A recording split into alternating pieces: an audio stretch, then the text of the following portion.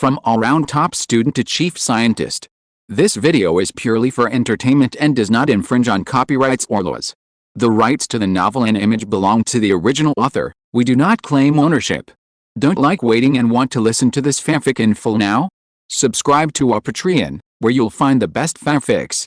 Chapter 51: The Interests of the Mathematics Professor at Kyoto University. Soon, following the standard format sent by Professor Su, Lin Xiao finally completed his paper. The process was a bit agonizing, as there were a lot of special symbols that couldn't be typed using the input method, forcing him to use Word's insert formula tool, which was quite a hassle. But he finally managed to finish it. Next, he needed to translate the entire paper. Naturally, he started by translating it directly into a dictionary, then checking it himself. He returned from noon and toiled until evening, finally finishing the paper.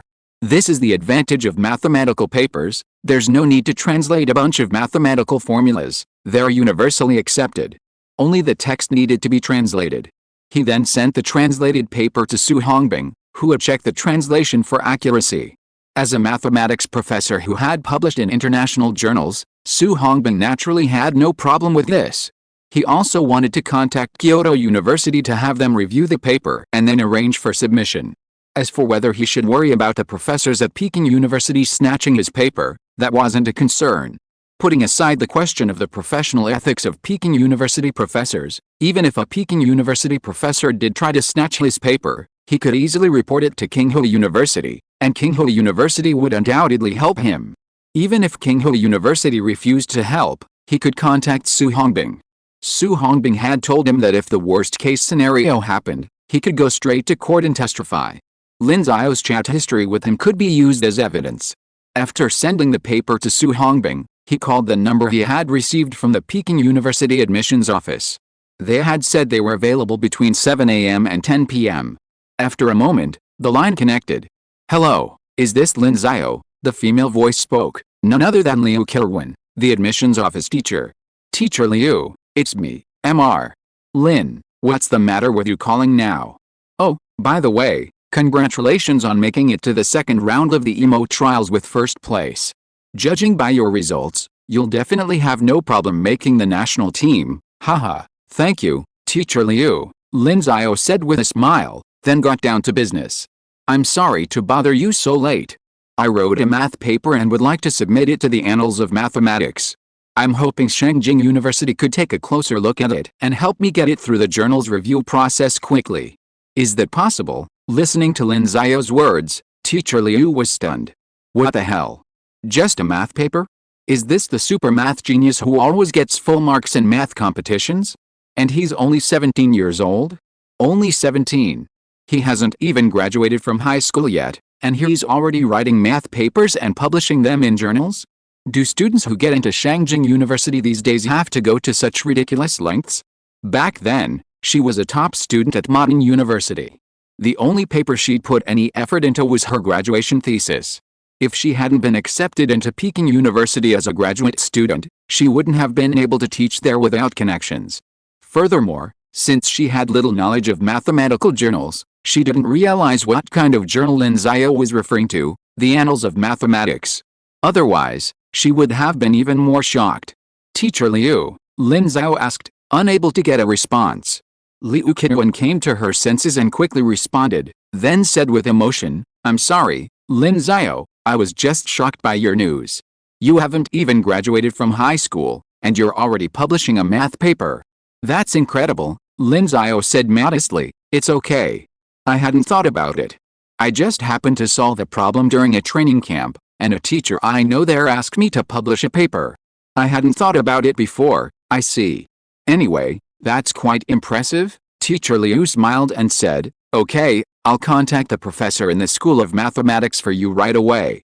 I should be in touch tomorrow. Just tell the professor the details then. I'm not a math major, so I don't understand all this." "Okay, thank you for your hard work, Teacher Liu. It's okay. I'm sure the School of Mathematics will be very happy to hear this news." Then, he hung up. At this time, Lin Xiao also received a response from Su Hongbing. Su Hongbing said that he would help him check the accuracy of the translation tonight and get back to him as soon as possible tomorrow. Lin Xiao was deeply grateful for Su Hongbing's dedication. After expressing his gratitude, he said he would only discuss any return later. Meanwhile, he was feeling a bit sleepy. After a long morning of driving and working on his thesis all afternoon and evening, he was naturally tired. So, after washing up, he went straight to bed. He was confident he'd have a good night's sleep tonight. Meanwhile, at Peking University, Liu Qiwen, after receiving Lin Xiao's call, immediately contacted Professor Zhou Wu, the deputy director of the Department of Mathematics at the School of Mathematics. "Excuse me, Professor Zhou? I'm Liu Qiwen from the admissions office. Teacher Liu, what can I do for you?" "Well, I wonder if you still remember that student named Lin Xiao? The one who was recommended by the CMO." He said he was definitely choosing the Department of Mathematics. Zhou Wu thought about it, then remembered that this student seemed to have performed very well in the high school math competition. However, he didn't usually pay attention to such things. He studied geometric analysis and partial differential equations, and high school competitions didn't test these. Moreover, every year, Peking University accepted dozens of such recommended students, and about 10 of them were assigned to their Department of Mathematics. How could he have the energy to remember their names? He remembered Lin Xiao because this student had the potential to not only be the top scorer, but also win a gold medal in the EMO competition. In any case, both achievements were quite dazzling. "I remember. Is there something?" "Well, the student said he wrote a paper, and he probably hopes that Professor Zhou, the mathematics department, can take a look at it and help him get it through a quick review or something." After hearing Liu Qiwen's words, Zhou Wu finally became interested. He couldn't even enter university, and he could already write a math paper? This talent was really strong. However, he didn't know what the quality of the paper would be. He didn't have high expectations for it. Being able to write a paper was already good enough. If he could achieve any groundbreaking results, then professors like them would just quit their jobs. Then he asked, "He wrote a paper? What topic?" "I didn't ask that. But he said he wanted to publish it in the Annals of Mathematics." Liu Qiwen apologized. Chapter 52 RC Zone 1 Journals. Core journals? Annals of Mathematics. Zhou Wu was stunned at the name of the journal. His first thought was the prestigious EMS, but then he remembered that there was also a Chinese journal, so he naturally assumed it was the latter. But the Chinese Annals of Mathematics were also core journals, and the difficulty of getting published in core journals made him even more curious. What kind of paper had Lin Xiao written that even wanted to be published in a core journal? So he said, "Then send him my WeChat and ask him to write me. I'll talk to him tomorrow when I have time." "Okay, thank you very much." "No problem." After Liu Qiwen hung up, she sent Lin Xiao both Zhou Wu's WeChat and phone number. However, since Lin Xiao had already gone to bed, he had to wait until the next day. The night passed quickly. The next day, Lin Xiao still didn't go to school. He planned to go tomorrow and take another day off today, of course, also to deal with the paper issue. Su Hongbing reviewed the English version of his paper overnight and quickly pointed out some translation issues, such as inaccurate wording and formatting issues. Different journals have different formatting requirements. Of course, the issues weren't numerous, and after he checked it over, it was basically fixed. "Okay, it should be generally done. Have you been contacted by Peking University?" Su Hongbing sent Lin Xiao a message on WeChat. Lin Xiao replied, "Thank you, Professor. I contacted them yesterday and added Professor Zhou Wu from Peking University's School of Mathematics this morning." Su Hongbing replied, "Zhou Wu, that shouldn't be a problem. He's quite a good person." Just then, Lin Xiao received a message that his friend request had been approved. It was from Professor Zhou Wu. "Teacher Su, Professor Zhou Wu accepted my friend request. Okay, just send him both the Chinese and English versions." "Okay." Lin Xiao then switched to the chat with Professor Zhou Wu, who also sent a message. "Is this Lin Xiao?" "Hello, Professor Zhou. It's me. Yesterday, Teacher Liu from the admissions office said you wrote a math paper, right?" "Yes, I've already finished it. I'd appreciate your help in reviewing it. When it's time to publish, I'd also like Kyoto University to help reduce the review queue for the journal." "Haha, let's not rush that. I heard you want to publish in the Annals of Mathematics? It's a core journal, and they have very high standards for papers." Regardless of what Zhou Wu thought, he didn't think Lin Xiao could publish in a core journal. If you'd studied in college for 2 or 3 years, experienced the academic atmosphere, and established a solid foundation, it wouldn't be impossible. Some geniuses could actually do it. But you have a student who hasn't even graduated from high school yet, who spends so much time studying for the college entrance exam he'd be lucky to read a few university math textbooks. What kind of creative achievement could he possibly achieve? What a joke. However, Zhou Wu anticipated all the possible responses Lin Xiao might offer, such as "I want to give it a try, I'm confident, I'll think about it," and so on. But what he never expected was Lin Xiao's response: "A core journal. Isn't Annals of Mathematics a Zone 1C journal? Is there a difference between the two, Zhou Wu? Oh my god, where did this expert come from? A Zone 1C journal? Would that just be M's Annals of Mathematics? Are all high school students this brave these days? Or did their excellent grades give them inflated confidence?" Zhou Wu said he wouldn't believe Lin Xiao's paper could be published in M's, even if he ate his phone. He himself hadn't even published in a Big Four journal. Young people these days are too impetuous. They need to be less arrogant. Of course, he didn't express his disbelief directly, but simply said, "Send me your paper now. Do you have an English version? You know you need an English version for M's, right?" "I know. Professor Su Hongbing, whom I know from East China Normal University, has already reviewed it for me. It's basically okay to publish directly." It was Professor Su who recommended the Annals of Mathematics. Lin Xiao mentioned the name, Su Hongbing from East China Normal University? He had heard of it before, perhaps having met him at a math conference before. But wasn't that ridiculous? As a professor, how could you recommend a student who hadn't even graduated from high school to publish in the Annals of Mathematics? This was clearly misleading. Thinking that Lin Xiao would be a student at his own school, and thus his future disciple, he couldn't help but feel a certain resentment towards Su Hongbing. He would definitely have to talk to him later. Just then, Lin Xiao sent him the files. Paper, Chinese PDF, click to download. Paper, English PDF, click to download. Zhou Wu temporarily put aside the thought of bothering Su Hongbing. After downloading Lin Xiao's paper, he opened the Chinese version first. The huge title, in size 2 font, nearly blinded him.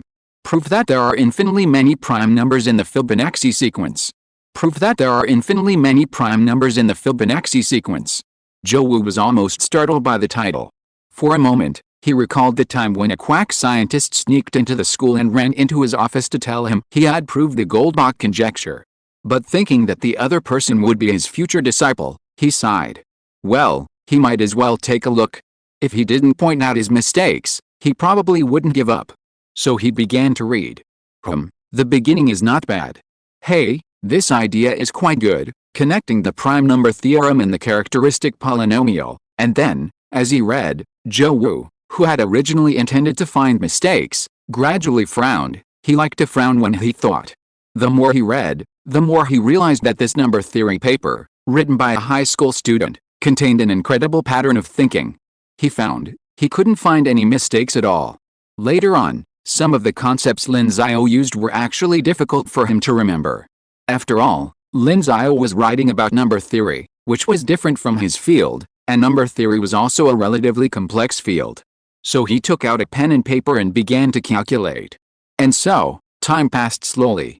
Lin Xiao didn't rush to ask questions. After all, it was over 20 pages, and it would probably take a while to finish. After about 30 minutes, Zhou Wu finally replied. Lin Xiao, please wait a moment. I need to continue my research. I'm not a number theorist, so I need to consult other professors on some of your steps. I wonder if you mind. Lin Xiao, no problem. Chapter 53. Ask him if he wants to be my student. Something big had happened. Something truly catastrophic had occurred. This was Zhou Wu's sole thought at that moment. He had read through the paper, and the computational procedures were flawless, so flawless that he could only applaud. The function constructed at the end, through analytical extension, especially reminded him of the process he'd used to study Riemann's zeta function, which he derived through analytical extension. It was truly remarkable.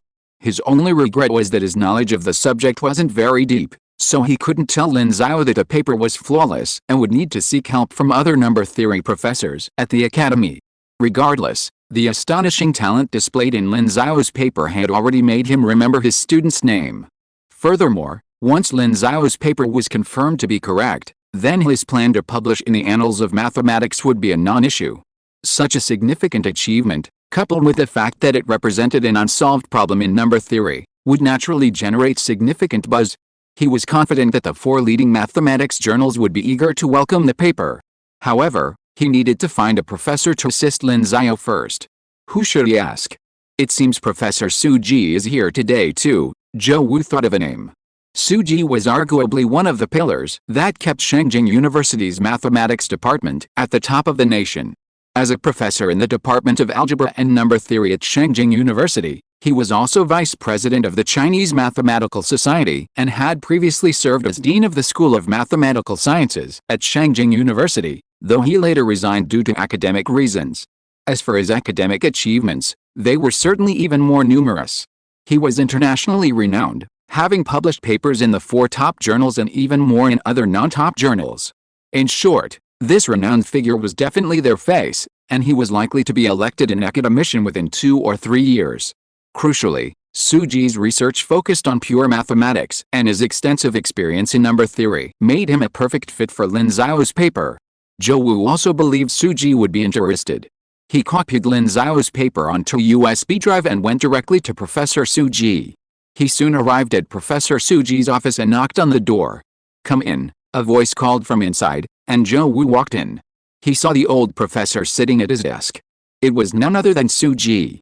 "Professor Su," Zhou Wu greeted respectfully. Su Ji looked up, smiled, and said, "Director Zhou, Xiao Lang, get Director Zhou a glass of water." One of Su Ji's graduate students responded and went to pour Zhou Wu a glass of water. "Thank you." Zhou Wu accepted the water, then said helplessly to Su Ji, "From now on, please don't call me Director Zhou. Just call me by my name, or Xiao Zhou. If that doesn't work." He had to treat this powerful figure with respect. Even though he was deputy director, his title was still only associate professor. Shangjing University had no shortage of directors or deputy directors. If you threw a tile from the teaching building, you could easily hide a superstar. Su Ji smiled and pointed at another graduate student. "That one's also called Xiao Zhou. We'll be confused later." Zhou Wu rubbed his nose. "Then just call me by my name, okay? Let's get down to business. What brings you to me?" Zhou Wu stopped chatting and pulled out a USB drive. "Here's a paper. I'd love for you to take a look." Su Ji took the USB drive and plugged it into his computer. He smiled and asked, "Oh? Did you write it recently?" "No, a student wrote it. I'm a little unsure, so I wanted to ask you to take a look." Zhou Wu decided not to mention that the paper was written by a high school student, because he wanted to see how surprised Su Ji would be when he found out. "A student? You're not even sure?" Su Ji couldn't help but pique his interest. Although Zhou Wu was still an associate professor, he had academic ability to be elected as deputy director. Of course, Zhou Wu wasn't a graduate advisor yet, so this paper was most likely not a graduate student's paper, but most likely an undergraduate one. "Zhou Wu, number theory isn't my area of expertise, and the student wrote it. Anyway, just take a look." "Okay, I'll take a look." Su Ji smiled and nodded. He then opened Zhou Wu's USB drive, quickly found Lin Xiao's paper, and opened it. As soon as he saw the title, Su Ji knew this paper was no small feat. Proving the infinite prime numbers in the Fibonacci sequence? Currently, while they can prove the infinite prime numbers in the natural number sequence and some other simple number sequences, proving the infinite prime numbers in other complex number sequences remains largely unsolvable. The Fibonacci sequence is certainly one of them. While proving this problem has little practical significance, pure mathematicians generally don't care. Some even take pride in the fact that their research has no practical application, and look down on those who study applied mathematics. Of course, Su Ji wasn't that extreme. He did have some knowledge of mathematical physics. He glanced at the paper, over 20 pages long, apparently a meticulous effort. However, it only had the name Lin Xiao on it, with no indication of the class. He rummaged through the draft paper and pen, asking, "Have you reviewed it? Did you find any serious flaws?" "Forget serious flaws, I haven't even found any minor ones," Zhou Wu said, shaking his head. "There are even some things I need to look up in the textbook. This student's foundation is so solid, I'm ashamed of myself. That's why I came to you for a look." Su Ji nodded, saying nothing more, and began to read intently, following the ideas on his draft paper. As time passed, Zhou Wu could see Su Ji nodding, or frowning, then scribbling a few more equations on the paper, calculating, and then relaxing his frown as he continued reading. In short, Su Ji said nothing. No words meant no problems. Just like that, around the third to last page, Zhou Wu saw that Suji had found a new function constructed by Lin Xiao based on the ideas in the paper. Then he heard Suji sigh with emotion. Beautiful. Obviously, Professor Suji was also amazed by this new function. Needless to say, Suji quickly read the last few steps, and when he saw the last word proof, he put down his pen, turned to Zhou Wu and said, "Which class is this Lin Xiao in? Ask him if he wants to be my student. Thanks to book friend 20220310120613461 for the 1,500 starting coins reward. Thanks to Lao Yang Tao, 6,675, 1,020 love for the 500 starting coins reward. Thanks to book friends 150,919,015,355,240, Ziho who loves ramen, Mo Deo Wuhua, Mo M, and you win for the 100 starting coins reward." Chapter 54 Professor Suji's shock. Ask him if he wants to be my student. Zhou Wu felt a surge of emotion when he heard Suji's question. Judging from the situation, this paper was indeed flawless. Otherwise, Suji wouldn't have directly asked to accept him as his student. It was obvious that he was very optimistic about him. And considering Suji's qualifications and the fact that he would soon be elected as an academician, the benefits of becoming a student would certainly be even greater. However, Suji would probably be disappointed now. The student who wrote this paper is not yet a student of their school. At that time, he would have to spend 4 years as an undergraduate before reaching the graduate level. Of course, it's not ruled out that Lin Xiao skipped a grade directly, but no matter what, even if he became Suji's student by then, it would take several years, unless Suji directly asked to accept this undergraduate student as his own student. Thinking of this, Zhou Wu couldn't help but laugh. Seeing that he didn't reply, Suji laughed instead and couldn't help asking, "What are you laughing at?" Zhou Wu said, "Professor Su, this Lin Xiao, can you guess what grade is he in?" Seeing that Zhou Wu was still keeping him in suspense, Suji leaned back in his chair and asked, "Senior? Junior? Or sophomore?" Zhou Wu shook his head. Now Suji was really surprised. Not even a sophomore? Freshman? Didn't we only have 1 semester of freshman year? And such a great person has emerged in this class. Hearing Suji say this, Zhou Wu laughed again. Of course, he didn't keep the suspense any further and said directly, "This student is a freshman to be, which means he will be a freshman soon, but he hasn't enrolled yet and is still in his 3rd year of high school." What? This time, Suji wasn't surprised, but in disbelief. A high school senior? And he solved this kind of problem? Are you kidding me, Professor Su? How could I possibly lie to you? I just saw this paper this morning, and my reaction was the same as yours. I couldn't believe it at all. Zhou Wu smiled, getting the expected reaction, and said, "This Lin Xiao took first place in last year's high school mathematical Olympiad and will likely compete in the International Mathematical Olympiad this year. He's truly talented. The fact that he's been able to write a paper like this proves he's far more capable than he once seemed. I think it's time for our School of Mathematics at Shengjing University, and indeed, China, to produce another great mathematician who will go down in history." Suji didn't refute Zhou Wu's words. To have achieved such an astonishing feat while still in his 3rd year of high school clearly demonstrated that this student's talent surpassed that of ordinary prodigies. And only with this kind of talent could he have the potential to become a great mathematician. However, it all depended on his future development. If he could focus on mathematical research, becoming a great mathematician was possible. The young are really promising. Suji sighed again, and then said, "He is still a senior in high school. How did you know he was coming to our school?" "Oh, because he was ranked first in CMO. He was admitted." "Oh, I see." Suji nodded. "Remember to notify me when he comes to school in the 2nd half of this year." Zhou Wu nodded, and then remembered what Lin Xiao said, and said, "Oh, by the way, Professor Su, this Lin Xiao wants to publish his paper in the Annals of Mathematics SAMS. He wants to get a fast review to avoid waiting in line for several months. Do you have any connections in this regard?" Quick review. Suji thought about it and said, "Yes, I have a friend at Princeton University. He is familiar with AMS. I will contact him when the time comes. Thank you very much. I will reply to Lin Xiao now." Zhou Wu thanked him, and also sighed that these big guys have a wide network of contacts and can easily find a friend to help. "Well, go ahead." Suji nodded. Although he'd really like to have Lin as his student, he was still in high school, so he'd have to wait for him to come and start college. Zhou Wu quickly left. Suji pulled out his phone, ready to call his friends at Princeton University, but then he noticed his fellow graduate students looking at him with curiosity and surprise. He couldn't help but laugh. "What are you all looking at? Have you finished the assignment?" Student Zhou couldn't help but ask. "Professor, is that guy really still in his final year of high school? Didn't Director Zhou say that? How could it be false?" The math graduate students at Beijing University gasped inwardly. Publishing in the annals of mathematics in their final year of high school? Do they really need to live? They'd be lucky to get a first division publication. By graduation, they'd only need 2 publications in core domestic journals or important international journals, probably second division. And yet, in their final year of high school, they'd published a single publication in a top-tier journal, one of the 4. Damn, I'm so envious. Xiao Liang then asked, "So, how difficult was the problem he solved?" "Difficult? Do you think the Goldbach conjecture is difficult?" Xiao Liang swallowed and nodded. "Difficult? That's right. While it's not as difficult as the Goldbach conjecture, it's still an unsolved problem in number theory.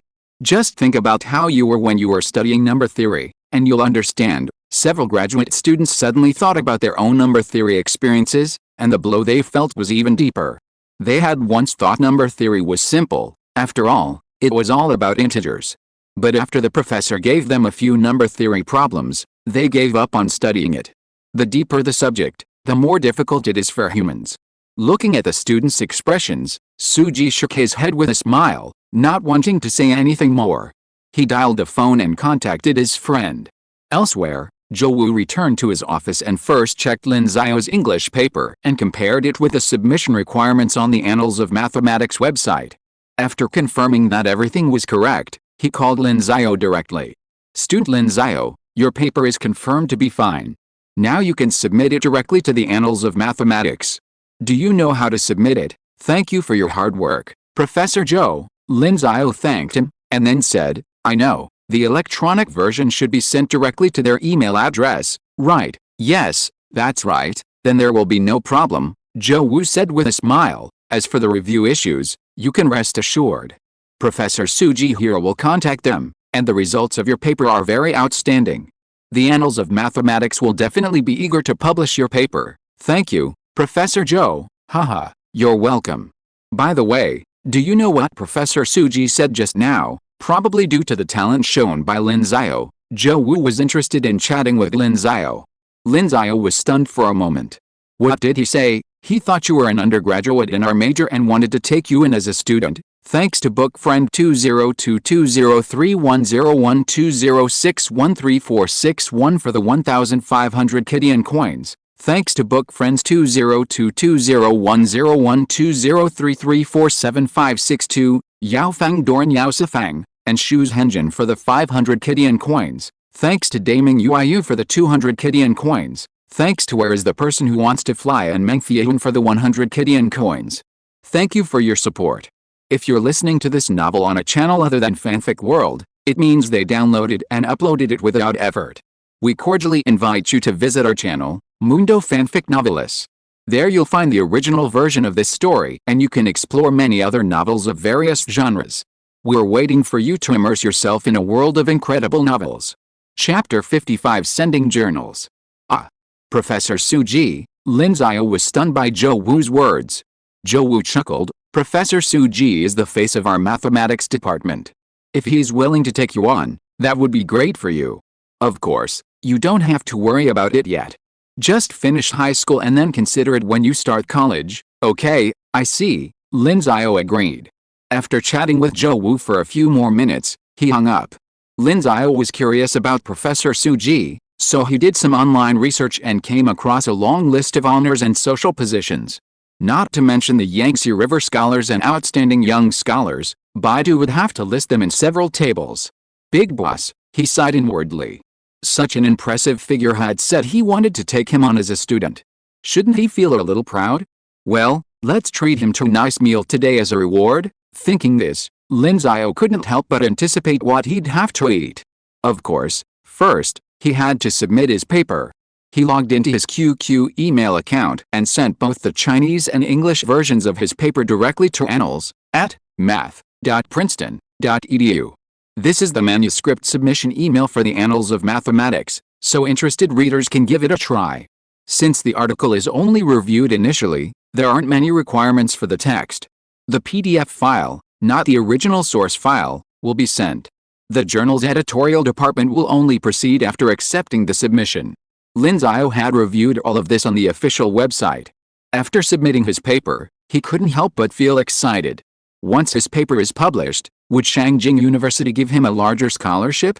At least 1 million yuan, surely? Did it that student Liu receive 1 million yuan? However, this was a bit of a stretch, as he hadn't even gotten into Shangjing University yet. Of course, considering he'd be joining Shangjing University as someone who had independently published papers in the 4 top mathematics journals, I heard that someone of his caliber could become a professor at any university in the country. Perhaps the award would be even more than 1 million yuan? Lin Xiao couldn't help but fantasize about the future. Making money, after all, wouldn't be so bad.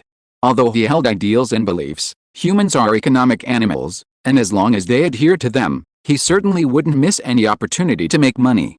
After a brief moment of daydreaming, he didn't forget to send Su Hongbing the good news. After all, their previous concerns about the corrupt teaching atmosphere at Shangjing University and the theft of papers were misjudged. Of course, there's a saying that one should always be wary of others, and precautions should be taken, especially when his paper was so valuable that it could easily bring someone great honor. It seemed like the outcome was finally good. Soon, Su Hongbing also sent him the good news.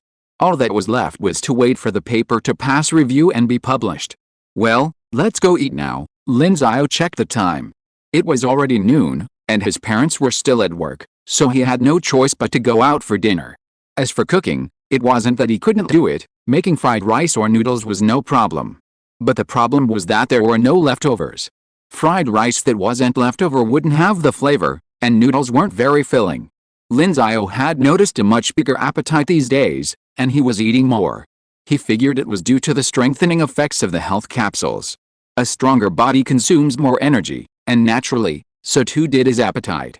Also, Lin Xiao's brain was highly developed, and he was constantly thinking, which also consumed more energy. All in all, Lin Xiao's appetite had increased significantly. Fortunately, he wasn't worried about gaining weight. He was the type of person who could eat anything without gaining weight. Without further ado, he left home. Time passed quickly. Princeton University, Department of Mathematics Building, Fine Hall. Princeton University, a world-renowned institution, had produced over 60 Nobel Prize winners, 15 Fields Medals, 14 Turing Award winners, and many more. There's no Nobel Prize for mathematics, but the Fields Medal is known as the Nobel Prize of Mathematics. Furthermore, the Fields Medal is awarded every 4 years and has an age limit. Only mathematicians 40 years old or younger who have made outstanding achievements in a particular field of mathematics can receive the award. Therefore, winning the Fields Medal is no less challenging than winning the Nobel Prize. This also demonstrates how strong Princeton University, with 15 Fields Medal winners, is in mathematics. Besides teaching, this is also the headquarters of the Annals of Mathematics, one of the 4 leading mathematics journals. The editors of the Annals of Mathematics also work here. At this moment, an editor named David was browsing their submission mailbox, searching for a submitted paper. But after searching back and forth for a long time, he still couldn't find it. He couldn't help but curse, "Oh my God, these people are crazy. Can't they properly check whether their papers are worthy of being published in the Annals of Mathematics? They receive dozens or even tens of papers every day." After filtering out the nonsense, only 2 or 3 truly valuable papers remain, which are considered good. However, even if there are 2 or 3 good ones, they may not be accepted by the journal. They only publish about 60 or 70 papers a year. For example, in the January issue of this year, there was a paper titled Gaokao Formula for Symplectic Manifolds. However, it was submitted to the journal in 2013. After a year or 2 of patching it up and waiting in line for another year, it finally got published. But after all, this is the Annals of Mathematics. No matter how brilliant your paper is, as long as it's not so outstanding that it will shock the editors or reviewers, then just wait in line. David was looking for a paper that Professor Peter Sanek of the Department of Mathematics had asked him to review in advance.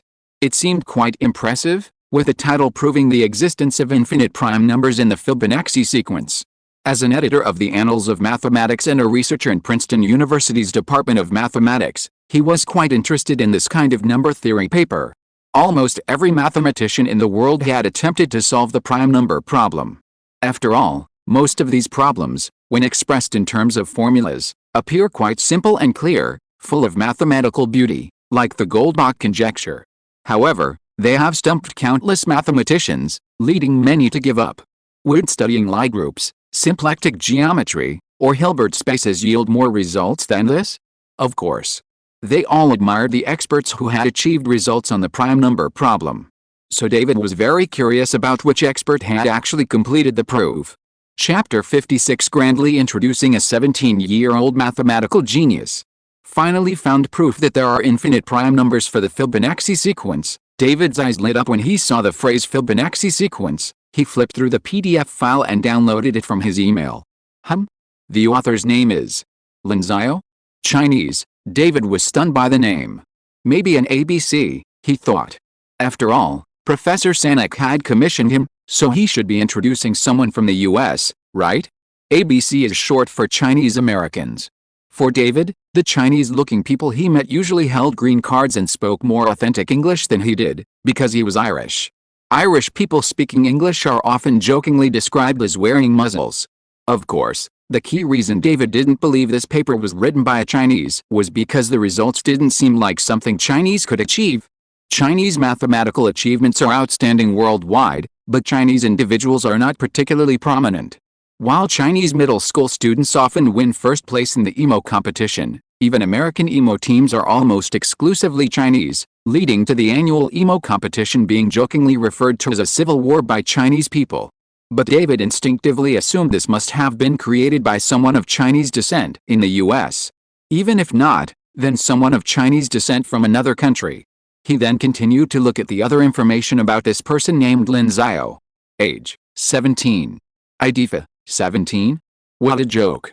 17, shouldn't that be enough to be playing baseball in a high school? And yet, he'd solved this problem that had stumped the world of mathematics for ages?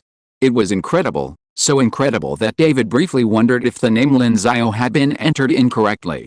But then he saw the person's address and affiliation. The address was Unit 2, Sunshine Community, Jincheng City, Qin Province, China.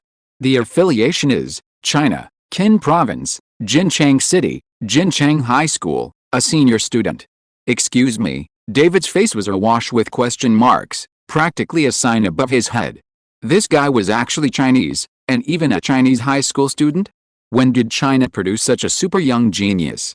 He was a little incredulous, even wondering if he'd found the wrong paper, or if this guy was just one of those random people who just published papers, hoping the editors of the Annals of Mathematics would just accept it. Regardless, he searched through countless submissions and couldn't find any other paper related to the Fibonacci sequence, and the title of this paper matched it so perfectly. He took a deep breath and finally said to himself, I'll just take a look. Then, he opened the PDF file and read the paper from the beginning. As for the results, like everyone else who had read Lin Xiao's paper before, he became absorbed in it, and even took out a piece of scratch paper to do the calculations. Finally, he looked up, a look of bewilderment on his face. No problem, not a single problem at all, or rather, he couldn't find any. But were Chinese high school students already capable of this level of skill? He quickly stood up from his seat, thinking, I have to go find Professor Sanek and tell him this news. As the editor of the Annals of Mathematics, he didn't have the power to decide whether a paper would be published, as it still needed to pass expert review, a review by renowned mathematicians. Professor Peter Sanek, winner of the 2014 Wolf Prize in Mathematics and editor-in-chief of the Annals of Mathematics, was perfectly qualified to review this manuscript. David quickly found Professor Sanek.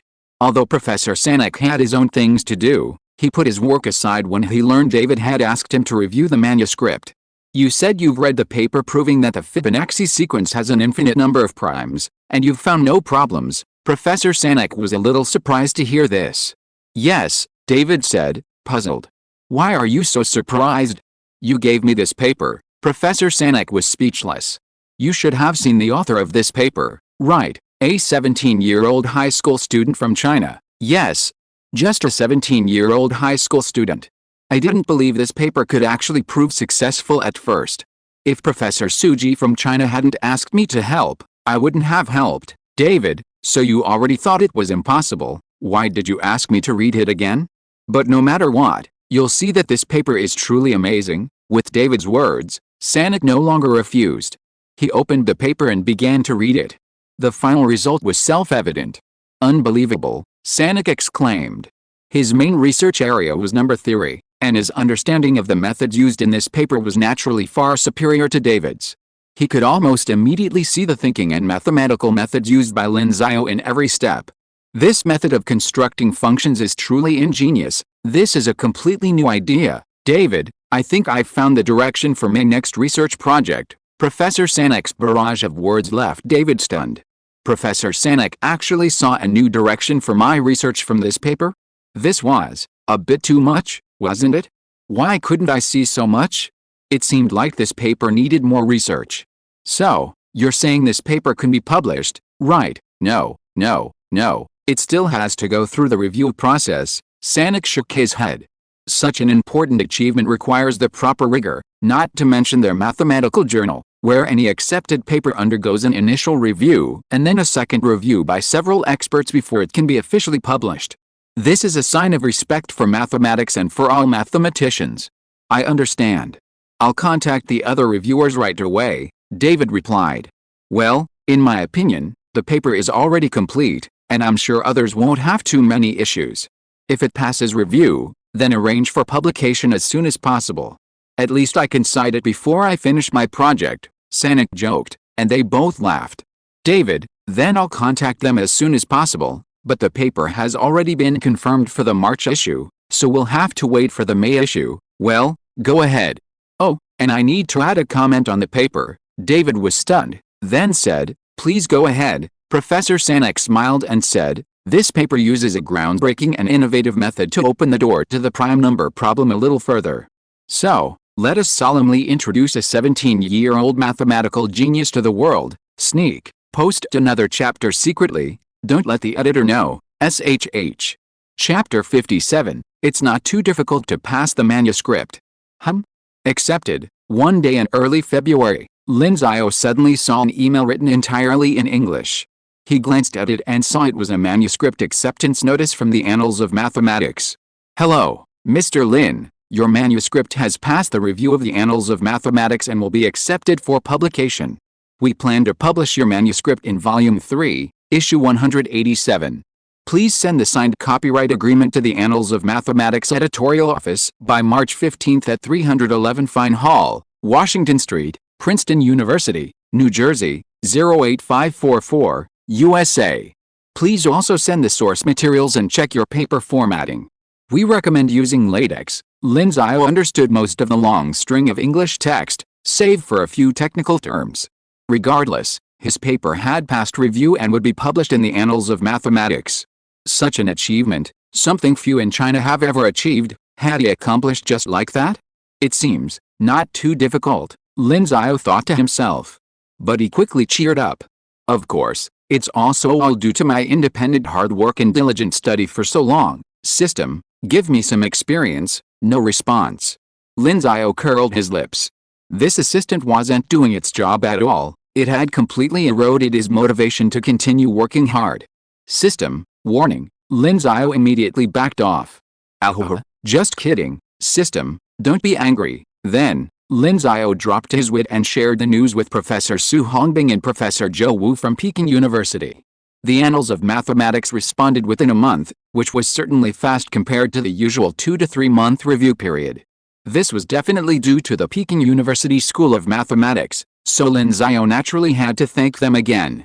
Afterward, the two mathematics professors sent him congratulations. They also naturally expressed their deepest gratitude that Lin Xiao's paper had actually passed review. Although they had anticipated this outcome, they couldn't help but be astonished to hear that a 17-year-old high school student's paper had passed the review of the Annals of Mathematics and would be published. What a gift!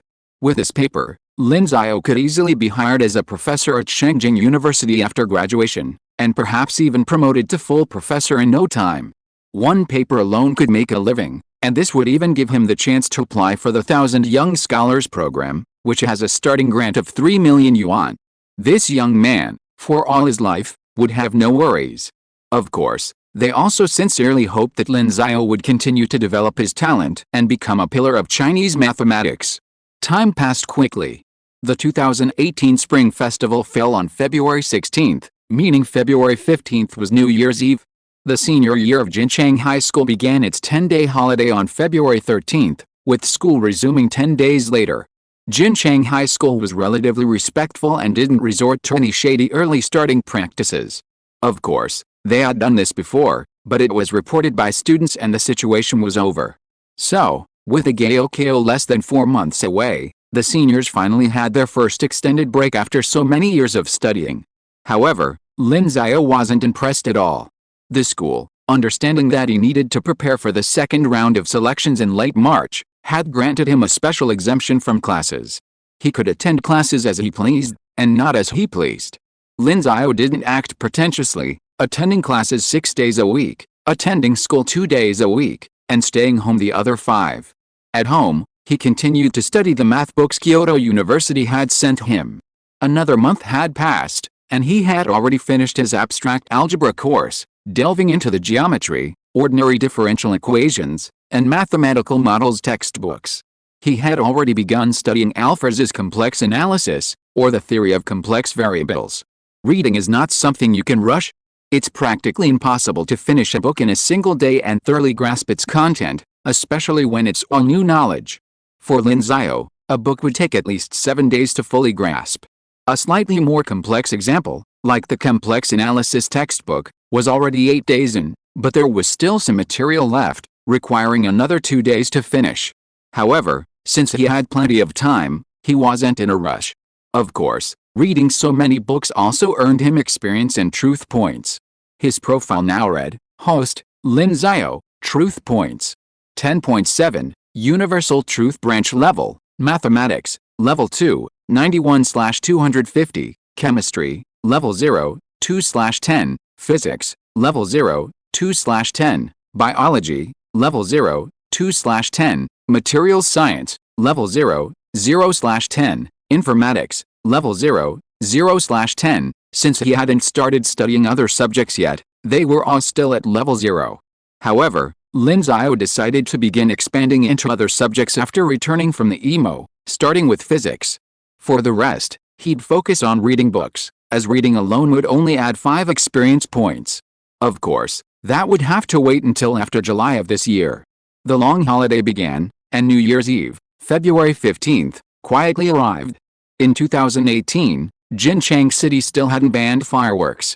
Hearing the constant crackle of firecrackers outside the window and the occasional explosion of fireworks in the distant sky, even Lin Xiao, who had been immersed in his studies, found it difficult to maintain his focus.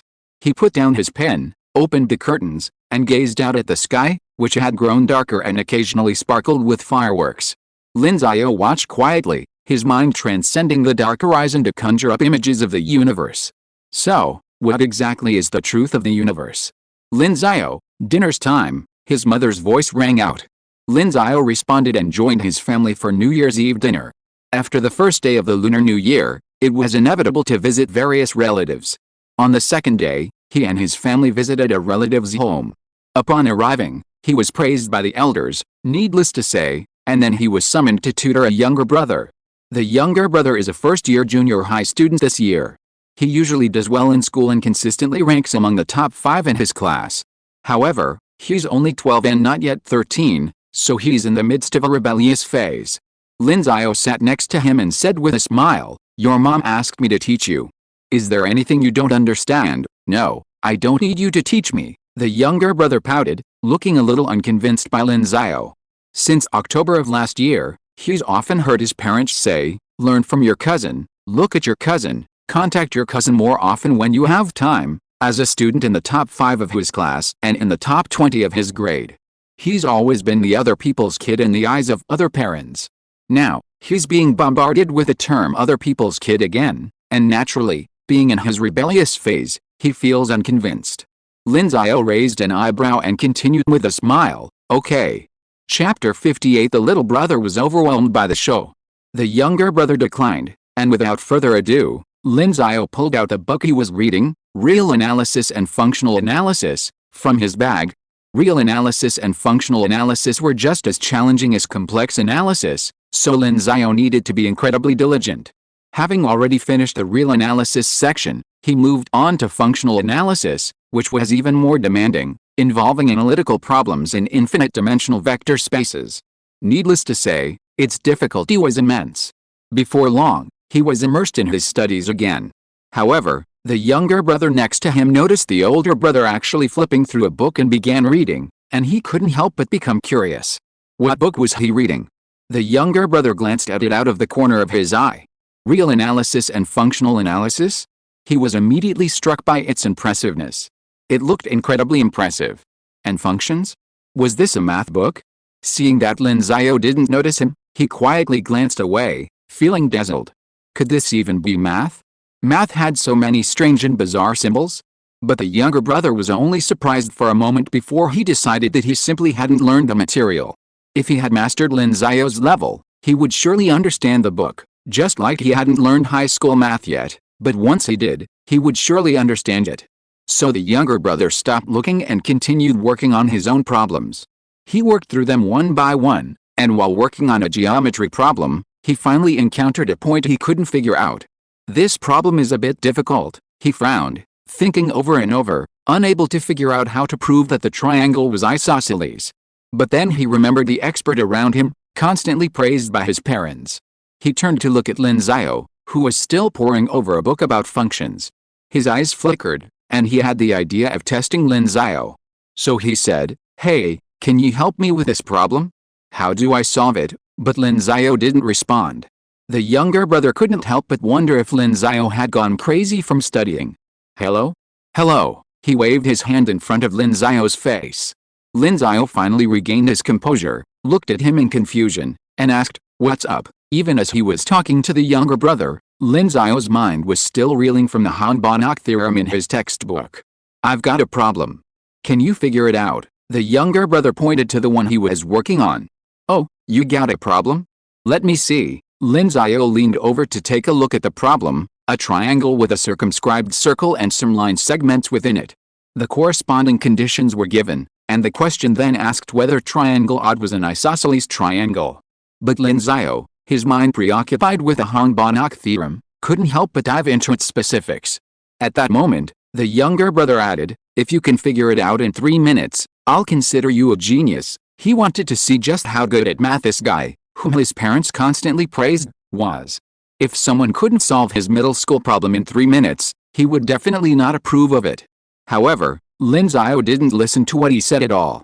At this time, he had already completely transformed the problem into the vector space of functional analysis. He took out the draft paper next to him and started writing. At the same time, he explained the process as he wrote, because he remembered that he was tutoring someone. Let's first convert the Euclidean space where the plane is located to Banach space. Let it be X since Banach space is a complete normed vector space. It has a length. The little brother was stunned when he heard Lin Xiao's words. Yusuza? What Euclidean space? What Banach space? What is a complete normed vector space? But he hadn't finished yet. Lin Xiao continued, according to Banach's theorem, let X0 be a subspace of X. Then F0 is a bounded linear functional defined on X0. Then there must be a bounded linear functional f on X that satisfies the following conditions. As he spoke, Lin Xiao also wrote on the paper, 1. Fx equals F0, X, for any X0, 2. F equals F0, 0 in the table below. Then F0, 0 in the table below, represents the norm of F0 on X0, then let points A, B, C, be transformed into points on this space. According to the circle and triangle constructors, Fx equals. Looking at what Lin Xiao had written, the little brother was even more confused. Are you kidding me? What kind of nonsense is this? This is just a junior high school question, okay. He watched as Lin Xiao's writing grew increasingly terrifying. He could understand each word, but when they were put together, he was left bewildered. Yet, this person assumed he could keep up, talking and writing at the same time, paying no attention to his feelings. Until the very end, so we know that the function x in this triangle is a linear functional on y, then the operators are equal, So we can easily see that the norm T1 equals T2, since it's a linear operator, we regress to Euclidean space, meaning R equals HD, meaning triangle OD is an isosceles triangle. Proof completed. Writing the last two words carefully, Lin Xiao nodded in satisfaction. As expected of him, he could apply the knowledge he'd just learned to solve the problem. Do you understand? Then, remembering that he was tutoring someone, he couldn't help but ask, then looked at his younger brother. He saw his younger brother staring blankly at him, his face contemplating the three ultimate questions of philosophy. Lin Xiao suddenly realized why he'd used functional analysis to solve this problem. This was a junior high school geometry problem. Sorry, I made a mistake. Let's try again. Lin Xiao quickly looked back at the problem and said, this problem is very simple. First, draw auxiliary lines, connecting BH, BD, and DC. Then, connect points A, B, C, and D to point O. Then, you can, with the auxiliary lines drawn, the solution became even easier. See, we've proved that the two sides are equal. Problem solved. It's pretty simple. Lin Xiao finished and turned to look at the younger brother, who still looked stunned. He waved his hand in front of the younger brother and shouted, "Zhou Minggao, wow!" The next moment, the younger brother, overwhelmed by Lin Xiao's display, burst into tears, startling Lin Xiao. "Hey, why are you crying? Are 12-year-old so fragile?" The door opened, and several elders, hearing the crying, entered, only to find the two brothers weren't fighting. Mother Yang Rong thought Lin Xiao was bullying, but considering Lin Xiao's usual behavior, he didn't seem like the type to bully. So, she asked, "What's going on?" Lin Xiao threw his hands up innocently. "How should I know? I was just helping him with a problem, Alice. Kids these days are so hard to understand." Thank you to Gu Wendao for the 5,000 starting coins, Guangcheng Cheng Cheng Chengga for the 1,500 starting coins, Momo de Kanshu for the 1,000 starting coins, Cheonsan I Love Magic for the 500 starting coins, and Where's the One Who Wants to Fly, Dapeng Zhishan Jirwanali, Mo M, DuPont Line, and Guji Ruxing for the 100 starting coins. Thank you for your support. Chapter 59 National Team Roster released. Lin Xiao was completely baffled as to why his younger brother had suddenly burst into tears. He probably didn't realize it was because his younger brother's previous confidence had been shattered by his own impressive performance.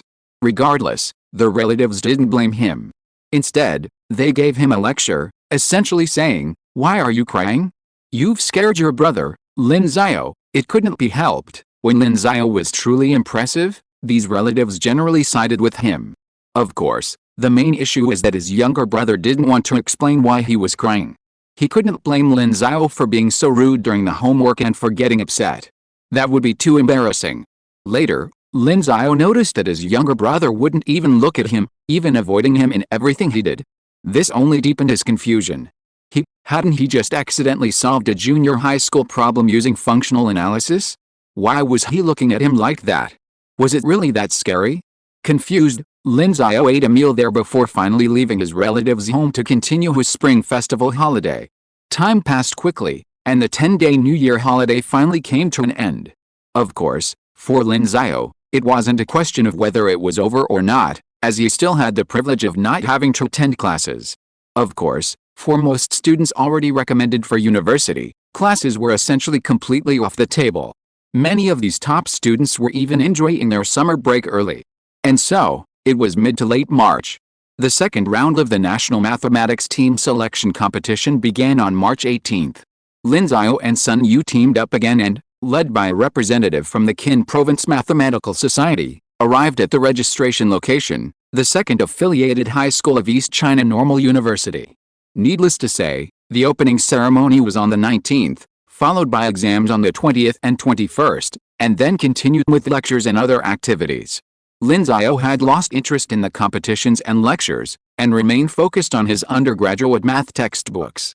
Another month passed, and naturally, he had read a lot more math books, and now he had begun studying topology. Topology is a fascinating mathematical discipline. Many of you have probably seen a video showing an electrical plug tangled in a table leg. To extract the plug, most people would simply lift the table and then remove it. However, with knot theory in topology, there's no need to lift the table at all. Because the rope is still physically located in space, its two knots, A and B, are equivalent if and only if they can be transformed into each other via a finite number of Riemann transformations. Once this equivalence is proven, a method can be used to transform the rope back into a not-free one-dimensional line. Of course, topology is still challenging and requires a high level of talent, especially strong spatial visualization.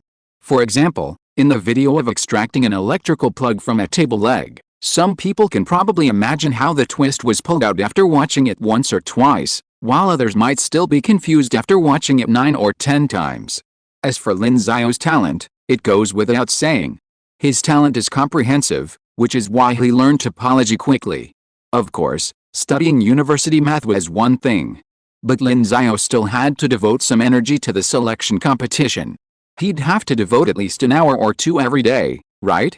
Otherwise, it would be disrespectful to the national team. So, Lin Xiao would still grudgingly do a few problems every day as a sign of respect. As for exams, he'd naturally keep it simple. And so, at 10 a.m. on March 28, the closing ceremony for the second phase of the selection process began. The final results will be based on the average of the 4 exams from the first and second phases. Now, I'll announce the 6 students who have emerged from the 60 training camp members. An honorary director of the Chinese Mathematical Society said into the microphone from the podium. Meanwhile, the 15 mathematical prodigies who had advanced to the second phase of the selection, except for Lin Xiao and a few others who were completely confident, held their breath. First place, Lin Xiao. You scored 126 points in all 4 selection tests, an average of 126. Congratulations. You're the first student in our training team's history to achieve perfect scores on all 4 selection tests. I believe you can also aim for a gold medal for China at the International Mathematical Olympiad. The dozens of attendees in the conference room applauded, each sighing with emotion. The second selection test was even more difficult than the first, yet Lin Xiao still managed to secure a perfect score. One wonders what this student's future holds for university.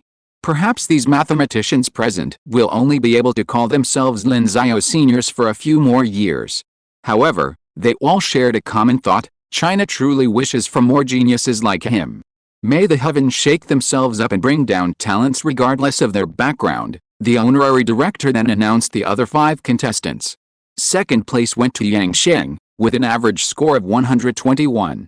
He had also scored 126 in one of the trials this round, demonstrating his immense talent and a clear gold medal chance. Of course, even with a gold medal, perfect scores aren't guaranteed. Sometimes the EMO competition is easy, resulting in many perfect scores, while other times, it's difficult, making perfect scores rare. For example, in the 2017 EMO, the Chinese team won 5 gold medals and 1 silver medal, but the highest score was only 32. However, most people were confident that Lin Xiao could achieve a perfect score. If only one person from the Chinese team could achieve it, it would undoubtedly be Lin Xiao. The names of the other 4 contestants were then announced one by one. Among them, Sun Yu, who had come from Qin province with Lin Xiao, actually made it into the top 6, placing 5th.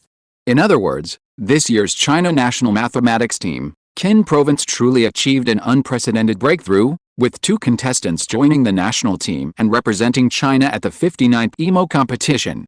Upon hearing this news, Lin Xiao also congratulated Sun Yu. The Qin Province Mathematical Society must be overjoyed. They must be rewarded with something. Chapter 60 Training at the Huok Institute. The closing ceremony concluded, and everything was settled. The 6 contestants participating in the EMO were Lin Xiao, Yang Sheng, Sun Yu, Li Bowen, Hu Zichao, and Zhu Ziyi. They would travel to Cluj-Napoca, Romania, before July 3 to compete in the 59th International Mathematical Olympiad. As a national team, to represent the country in international competitions, the China Mathematical Society naturally required them to undergo training. The training would be divided into 2 phases, totaling 45 days, from April 16 to May 15, and from June 16 to 30. They would then fly to Romania on July 1 for training at the Institute of Mathematics of the Chinese Academy of Sciences in Beijing. Lin Xiao had no interest in all this training. The back and forth trips were exhausting, but since he was being forced to attend, he had no choice. Fortunately, the training didn't interfere with his time for the Gaokao, otherwise he would have lost the 1 million yuan he had earned at Beijing University. Time passed quickly, and Lin Xiao returned home for 2 weeks. During this time, the Qin Province Mathematical Society also commended him and Sun Yu, each receiving a 20,000 yuan scholarship, which directly expanded Lin Xiao's wallet significantly. Afterwards, on April 15, he took a train to Shangjing and reported to the Institute of Mathematics of the Huazhong University of Science and Technology. At the registration office. "Are you the Lin Xiao?" "Yes." The teacher in charge of reception glanced at Lin Xiao and said with a smile, "You're finally here. Many teachers want to see you." "Oh, this," Lin Xiao touched his face. "Am I that attractive?" The receptionist laughed and said, "Of course, you are very attractive. With such excellent grades, which teacher wouldn't want to see you?" "Okay," Lin Xiao sighed. Was it all because of his talent? Was his appearance really not worth noting? Seeing him sigh, the receptionist seemed puzzled, but she didn't say anything. She said, "You'll be living in our dormitory building for the next month. Here's your key. It's a double room, shared with another contestant. Let me see, it's Sun Yu. You seem to be from the same province, right? Is that Sun Yu? Has he arrived yet?" "Not yet," the receptionist said. "Okay, I'll take you to your dorm now." "Thank you, teacher." "Thanks for the trouble," Lin Xiao thanked her, then gathered his luggage and headed to the dormitory building with the teacher. Although it was a dormitory building, it wasn't a typical school dorm, but a residential building with an elevator and comfortable decor. After all, it was a dormitory building for researchers from the Huazhong University of Science and Technology. Any poor conditions would be unacceptable. Lin Xiao's dorm was on the second floor, also with 2 bedrooms and a living room. The bedrooms were spacious, with 2 beds and a desk for studying.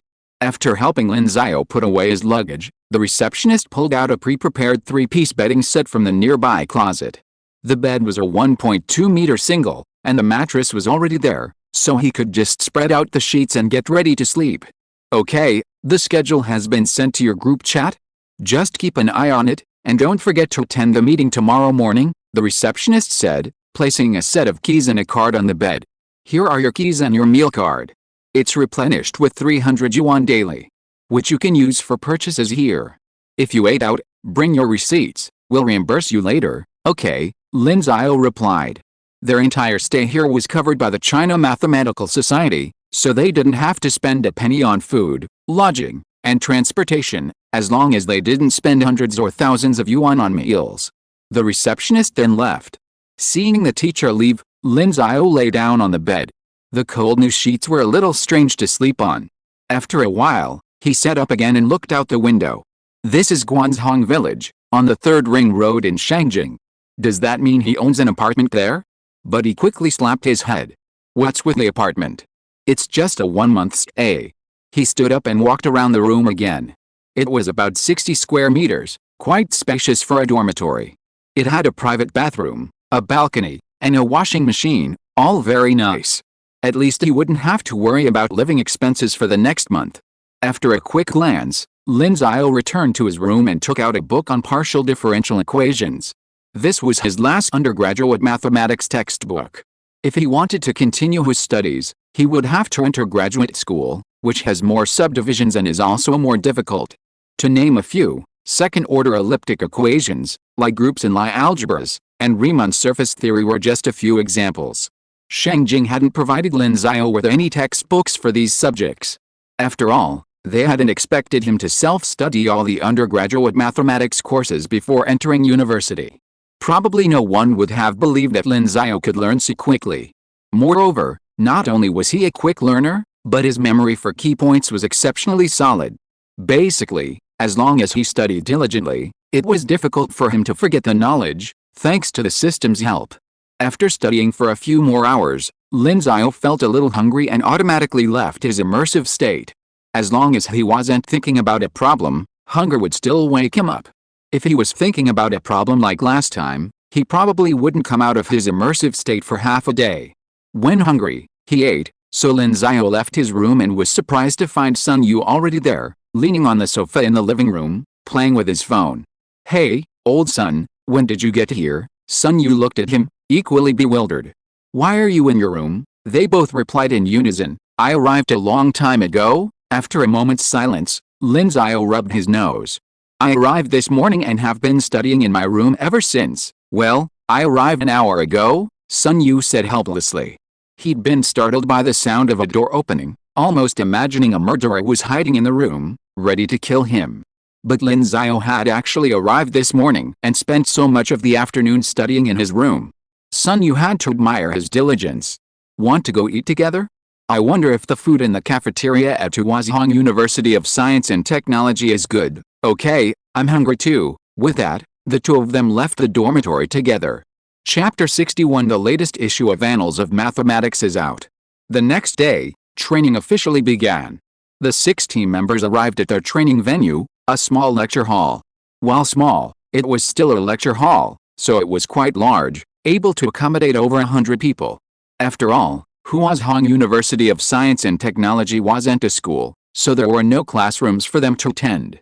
Before the teacher arrived, they began chatting. Master Lin, how long do you plan to finish the EMO exam? Yang Xing looked at Lin Xiao with a grin and began to brag. It was like among a group of authors, when a masterful figure appeared, the underdogs would all pay tribute, flooding their screens with their own emojis, and proclaiming that the master was the eternal god. I bet 3 hours, Sun Yu, who was standing next to him, chimed in. Only 3 hours? You're probably underestimating Master Lin. It should be 2 hours, Li Boyan retorted. 2 hours? Are you kidding? Master Lin, what's the point of doing this? Half an hour is too much, Hu Zichao continued to refute. Zhu Ziyi said with disgust, what are you all guessing about? 2 hours, half an hour? Do you think Lin Shen is so awesome? I guess Lin Shen will just kick the question-setting team down and say, I'll set the questions, then Lin Shen will just randomly give a question, and he'll be the only one in the room who can answer it.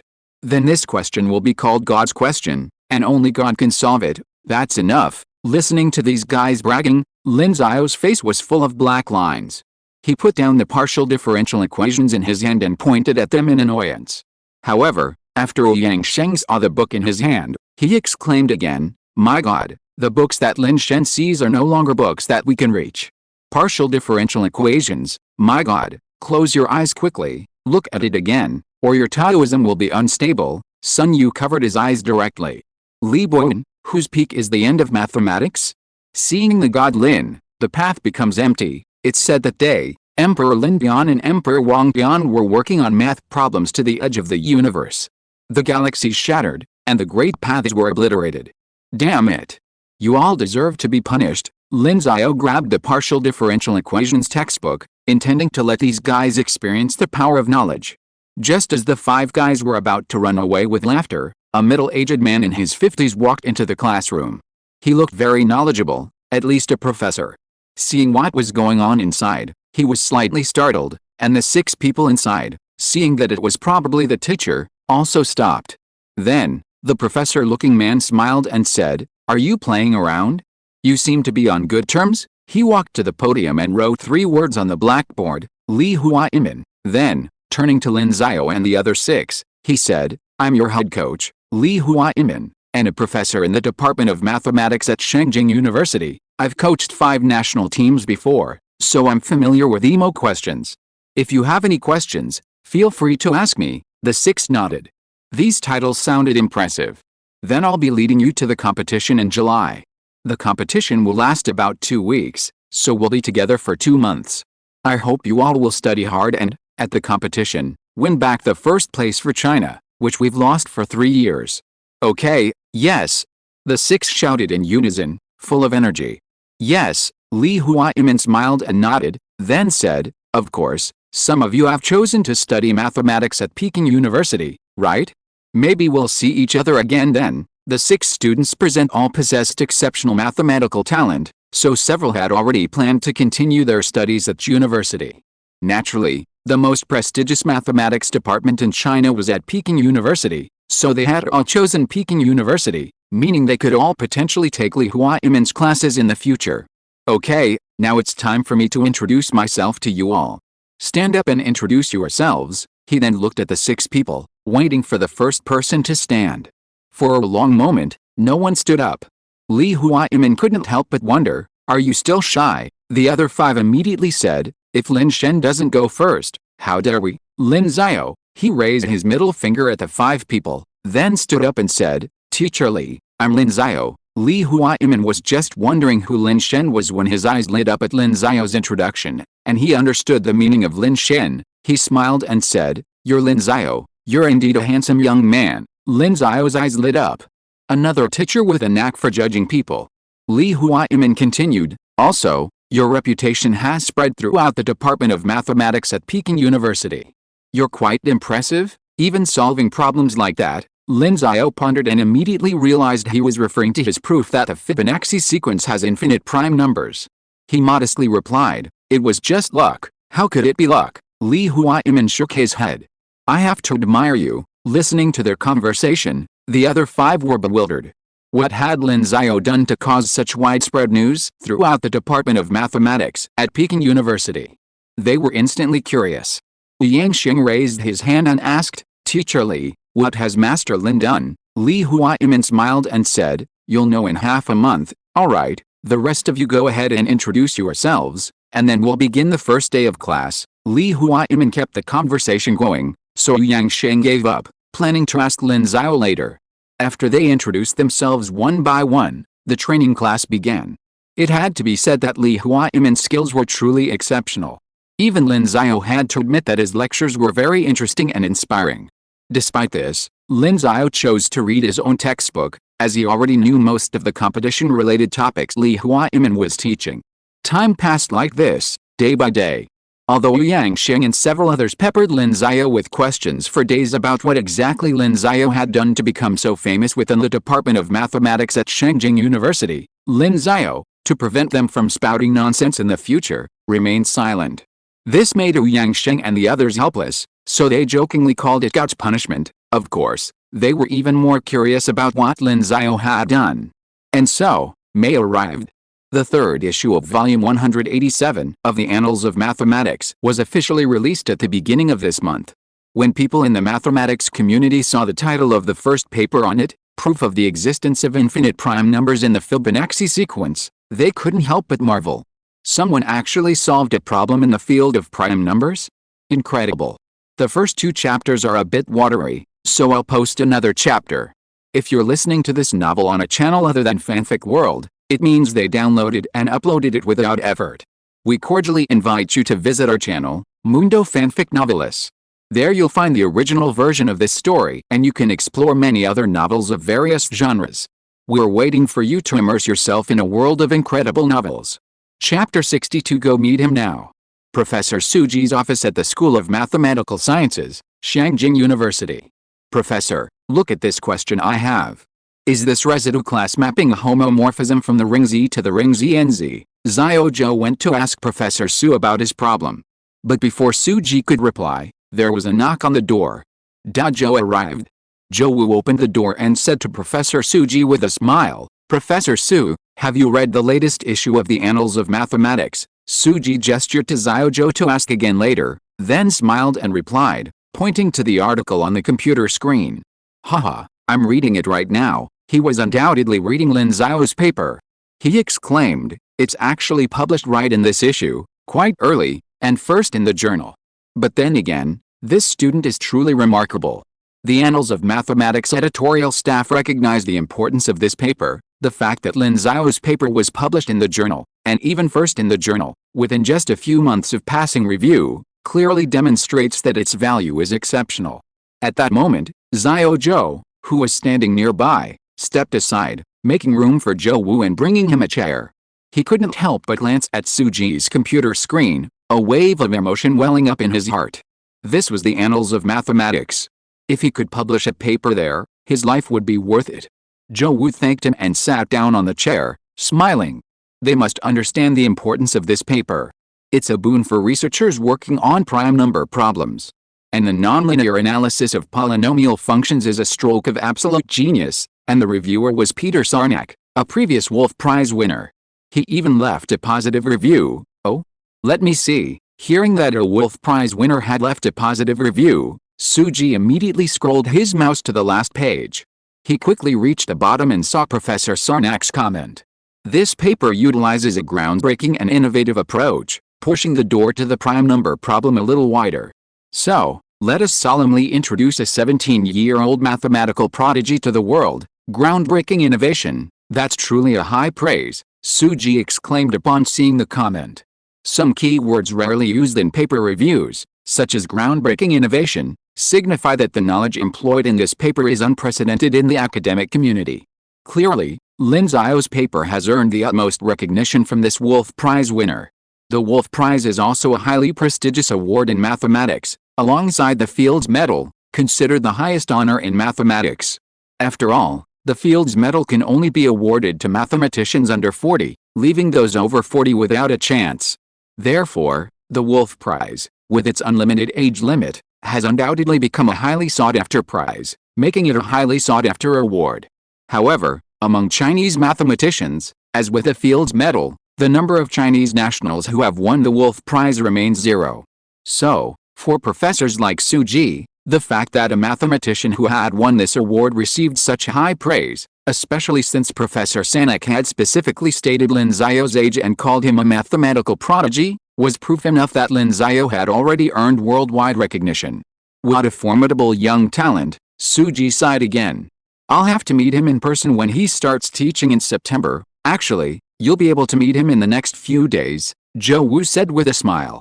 Huh? Suji was stunned. Why? He's been to Beijing for training because he made the EMO national team. He's currently at the School of Mathematics at the Huazhong University of Science and Technology. Suji stood up immediately. Let's go meet him now. Students like this need to be well connected beforehand, otherwise the other senior professors in the academy might have to compete with me for him. That's true, Zhou Wu couldn't help but laugh, yet also felt a surge of envy. Only these bigwigs could snatch up such a talented student. As a mere associate professor, he would only be able to teach Lin Xiao during his classes. It might even be a question whether Lin Xiao would even attend class. Are you going? Suji asked, packing his things. Let's go together. I don't have classes today, okay? Suji said nothing more, quickly gathered his things, and then said to Xiao Zhou next to him, ask Professor Yu next door if you have any questions. If you really don't understand, just wait until I get back. Xiao Zhou had no choice but to nod. There was nothing he could do. The professor was going to meet another big shot. A graduate student like him at Shengjing University might seem impressive to the average person, but after spending time at Shengjing University, he realized that there were many more powerful figures in the world than him. The guy who hadn't even graduated from high school, and was only 17 years old, yet had published in the Annals of Mathematics, was clearly one of those powerful figures. Meanwhile, at the Huazhong University of Science and Technology, in the School of Mathematical Sciences, Lin Xiao wasn't studying, but attending a lecture. The speaker was Sun Shuang, a researcher at the School of Mathematical Sciences. Among the ranks of researchers at HUST, researcher is the highest, equivalent to professor at a university. Therefore, holding a senior title within the School of Mathematics at HUST naturally means the speaker is quite prestigious. The topic of this lecture is researcher Sun Shuang's recent research findings on problems in representation theory of canonical groups. Over the years, my collaborators and I have achieved very outstanding results in the Langlands program. I can proudly say this, word for word, we solved the multiplicity 1 conjecture of classical groups, as well as the 3 most basic problems in the theta correspondence theory of classical groups, the multiplicity conservation conjecture, the conservation law conjecture, and the duality conjecture. These results have laid the foundation for the related L-function theory. Last year, I also completed the proof of the L-function non-zero hypothesis proposed by famous scholars in the 1970s, and today, what I want to share with you is another major achievement of ours in the representation theory of classical groups. As we all know, Lie groups are mathematical characterizations of spatial symmetries. Classical Lie groups are some Lie groups that appear widely in mathematics and physics, including general linear groups, orthogonal groups, symplectic groups, unitary groups, etc. So next I will introduce typical Lie groups and their finite-dimensional and infinite-dimensional representation theories. Now, please turn to the first page of the paper. In the seat below, Lin Xiao opened the paper distributed before the report and came to the first page. Having already completed all his undergraduate studies, he began his graduate studies, choosing Lie groups within the field of group theory. Why? Simply because the name sounded like a person's name, sparking his interest. After studying for just over half a month, he heard about a presentation on Lie group representation theory and decided to attend. However, after a while, he suddenly received a system notification: "Congratulations, host, on publishing your first paper. Considering the journal's value, rewards, plus 50 mathematical experience, plus 2.5 truth points, thanks to Wild Boar Peggy for the 1,500 Kidian coins, thanks to Altria Pandoragan, Wandering Taoist Chusifan, and Yun Haiksu for the 500 Kidian coins, thanks to Kiwi X for the 400 Kidian coins, thanks to Mom for the 200 Kidian coins, and thanks to Znthink, Shangshan Ruoshuan, Dai Jin Jej, Zio Wukong, and Shanayu Kingshan for the 100 Kidian coins. Thank you for your support." Chapter 63A Report. Huh? There's still this reward? Lin Xiao was stunned upon hearing the voice. He hadn't expected to receive a reward for publishing a paper.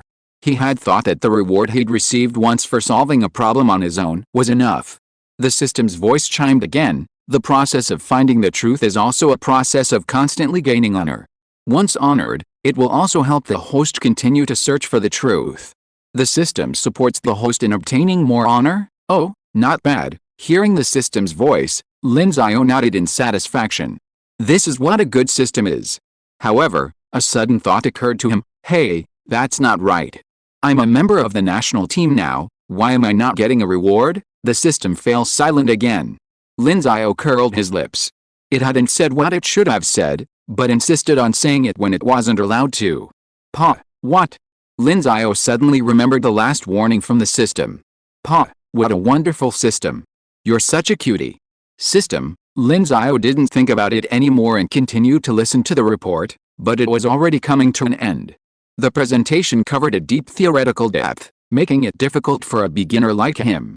However, he managed to follow along thanks to his strong comprehension. This was thanks to the speaker's detailed explanation. Although some processes seemed easy to grasp, they were indeed easy for him. Therefore, he could be considered to have gained something from the presentation. Okay, that concludes the main body of my presentation. Finally, I would like to briefly discuss my views on the Langlands program. As we all know, physicists seek a grand unification of physics and mathematics as an upstream discipline of physics. At this, Sun Xiong and the others all smiled in unison. After all, in the hierarchy of academic contempt, mathematics sits at the very top. Of course, this was just a joke. Sun Xiong continued: "The grand unified theory of our mathematics is the Langlands program." In 1967, Robert Langlands proposed in his letter that two branches of mathematics that are very different, number theory and harmonic analysis, may be related. In Langlands' letter, he proposed a broader extension based on the quadratic reciprocity law discovered by Gauss. Gauss's law applies to quadratic equations with exponents not higher than 2. But Langlands believed that the prime numbers generated in higher-order equations, such as cubic and quartic, should be in a reciprocal relationship with harmonic analysis. Then in 1979, he developed the seeds of this idea and proposed the Langlands program. It took us 30 years to finally prove the basic lemma. Before that, we assumed that this basic lemma was true, just like we assumed that the Riemann hypothesis was true, and used it tremblingly. Finally, the proof of the basic lemma has allowed us to continue to develop it today. Please allow me to believe for the moment that the Langlands program will one day be fully completed. When that happens, it will be a great achievement for our mathematical community, and I believe that at that time, our mathematics will blossom with even more magnificent fireworks. Thank you, everyone. This concludes my presentation. If you have any questions you'd like to discuss, please add my contact information. Everyone in the lecture hall applauded. Sun Yang is only 41 years old, but his achievements in mathematics are truly remarkable. He is considered a leading figure among the younger generation, though, of course, 41 is already middle-aged. However, there are also reports that he will have the opportunity to be elected to the Chinese Academy of Sciences next year. This means that a 42-year-old will become an academician, which is undoubtedly very young among the academicians. This, of course, also proves that his achievements are truly remarkable. Lin Xiao also applauded. Through this presentation, he had gained a deeper understanding of the Langlands program, the grand unified theory of mathematics. Besides being amazed by its power, he had also developed a certain interest in it, and he would study it when he had time. However, at that moment, the door to the lecture hall opened. Of course, the lecture had already concluded, and it was time to disband, so whoever came in wasn't a big deal. However, when the people inside saw the two people entering, Most of them were stunned. Wasn't one of them Professor Suji from Peking University? Suji was quite famous, and even in this very lecture hall, he had given many lectures before. Sun Yang, upon seeing Suji, smiled and greeted him. Professor Suji, why are you here? Suji was looking around the audience, as if searching for someone. In reality, he was looking for Lin Xiao. He and Zhou Wu had arrived, and Zhou Wu had intended to call Lin Xiao directly, but Lin Xiao hadn't answered. Having no choice, they had to ask someone and learned that Lin Xiao had come to attend the lecture. So, he and Zhou Wu came over, but the lecture was already in progress, and they didn't want to disturb him. Instead, they sat in an adjacent office for a while, waiting until it was over before returning. Upon hearing Sun Yang's voice, Suji smiled and nodded, and they began chatting. Regardless, Sun Yang and he were not much different in academic achievements, aside from their seniority, so the emphasis should be placed on them. Zhou Wu, standing nearby, naturally took on the task of finding Lin Xiao. As for Lin Xiao, he had never met Zhou Wu or Suji, so naturally, he didn't know him. Coincidentally, a female postdoc sitting next to him, also attending the presentation, hadn't understood a step. Seeing that Lin Xiao seemed to be following along, she came over to ask for his advice. Hello, sorry to bother you, but there's something I didn't understand. Could you explain it to me? Yes, go ahead, Lin Xiao gestured. Y is pros, equal to hamku, z, k, and also equal to hamkf, z, k, the female postdoc asked. Oh, just use the Poincaré-Birkhoff theorem. See, doesn't that mean ug is equal to uk, you're with a macron? Then we can figure it out. Oh, that's right, the female postdoc said, a look of sudden enlightenment on her face. Thank you, Lin Xiao smiled and waved his hand. No problem, you're welcome. The female postdoc looked at Lin Xiao and couldn't help but ask, which lab are you from? I've never seen you before. And why do you look so young? We all study mathematics, so why don't you look old at all? Huh? I'm not. Lin Xiao waved his hand. Just as he was about to say he was there for the competition, someone called out to him. Lin Xiao. Lin Xiao was startled. He turned and saw a middle-aged man in his 40s looking at him with a smile. Who are you? Department of Mathematics at Shengjing University, Zhou Wu. You haven't forgotten me, have you? Lin Xiao was stunned. Wasn't that Professor Zhou Wu who had helped him publish his paper? He quickly stood up and said, Hello, Professor Zhou. I didn't expect you to come. Chapter 64, surrounded by the big guys, but I really want to escape. Haha, I came all the way to see you. Zhou Wu smiled and pointed to Suji, who was chatting with Sun Yang up ahead. That's Professor Suji from our school. He was the one who reviewed your paper, and he came all the way to see you today. Huh? That's embarrassing. Lin Xiao was surprised that both professors would come to see him personally, and he felt flattered. Just call me, haha, check your phone. Do you have any missed calls? Lin Xiao was stunned and quickly took out his phone. Wow, Professor Zhou Wu had called him 3 times. Oh, sorry, my phone was muted, it's okay. You're in a lecture, so muting is normal. It's a good thing you did. Zhou Wu, of course, wasn't angry. He waved his hand and said, okay, go meet Professor Suji. When he found out you were here for the emo training camp, he immediately said he wanted to come see you. Lin Xiao nodded and said, okay, then he gathered his things and walked with Zhou Wu to the lecture hall podium. As for the female postdoc who had asked Lin Xiao a question, she was now dazed, then blushed profusely. Attending the emo training camp meant that the boy was only in high school, didn't he? She'd heard 6 high school students were coming for pre-emo training, and she hadn't expected the boy she just asked a question to be one of them. No wonder his youth made her jealous. He could actually call her auntie, but that wasn't the point. The key point was that she just asked a question to a high school student 10 years her junior. Oh my god. She had no idea what the boy was thinking, like, this girl is so clueless, or that's all. Just thinking about it made her feel like she could dig a 3-bedroom apartment out of her toes. Of course, that wasn't the most shocking thing. The most shocking thing was that Lin Xiao had actually answered the question she just asked. A high school student, not only could he attend a lecture on Lie group representation theory, but he'd listened attentively more than a postdoc like her. She suddenly felt deeply hurt. She was actually worse than a high school student. The female postdoc immediately ran out of the lecture hall, likely spending her entire life recovering from the psychological trauma. Lin Xiao, However, probably hadn't anticipated the emotional damage he'd inflicted on a postdoc. He followed Professor Zhou Wu to the podium and met Professor Su Ji. He then remembered that he'd learned from Zhou Wu in January that Professor Su Ji had performed his medical examination, and he'd even researched it online. He was quite the figurehead. "Professor Su, this is Lin Xiao," Zhou Wu said to Professor Su Ji. Su Ji paused his conversation with Sun Yuan, turned to look at Lin Xiao, and a smile spread across his face. "Lin Xiao, I'm glad to finally meet you." "Hello, Professor Su," Lin Xiao called out respectfully. Su Ji extended his hand and shook Lin Xiao's, praising her. "Your paper was exceptional. I hope you'll continue to excel.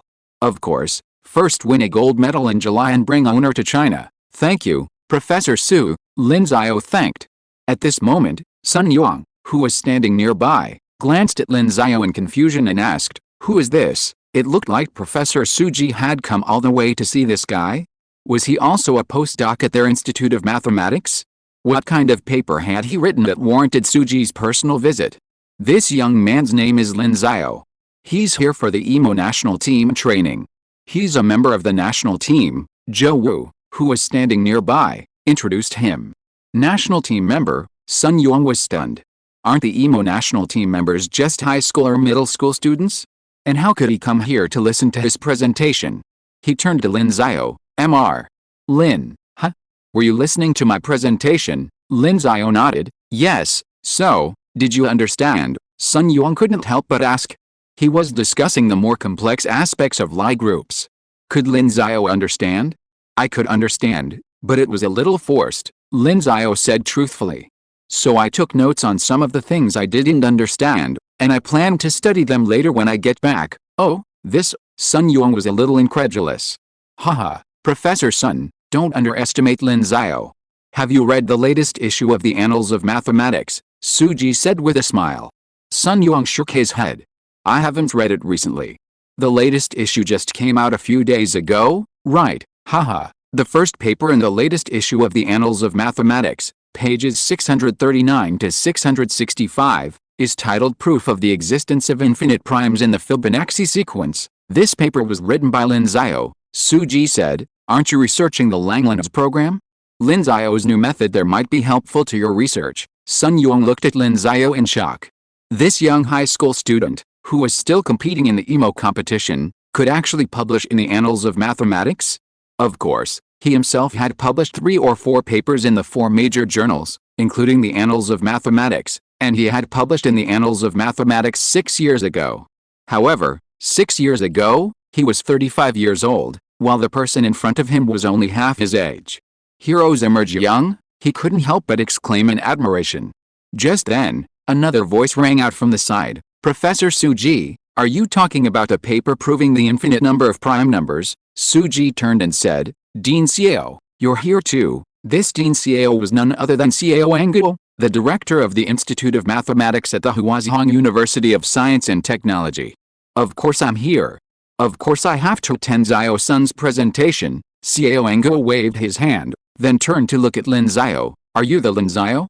I was wondering. I've never heard of such a talented mathematician in China before, and he's actually so young." "It's me." Lin Xiao glanced at this new figure who had appeared, feeling a little bewildered. Why were all these figures showing up one after another? "Haha, you've done a great job.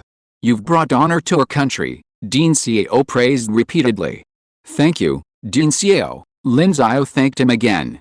But he really didn't want to be surrounded by people praising him.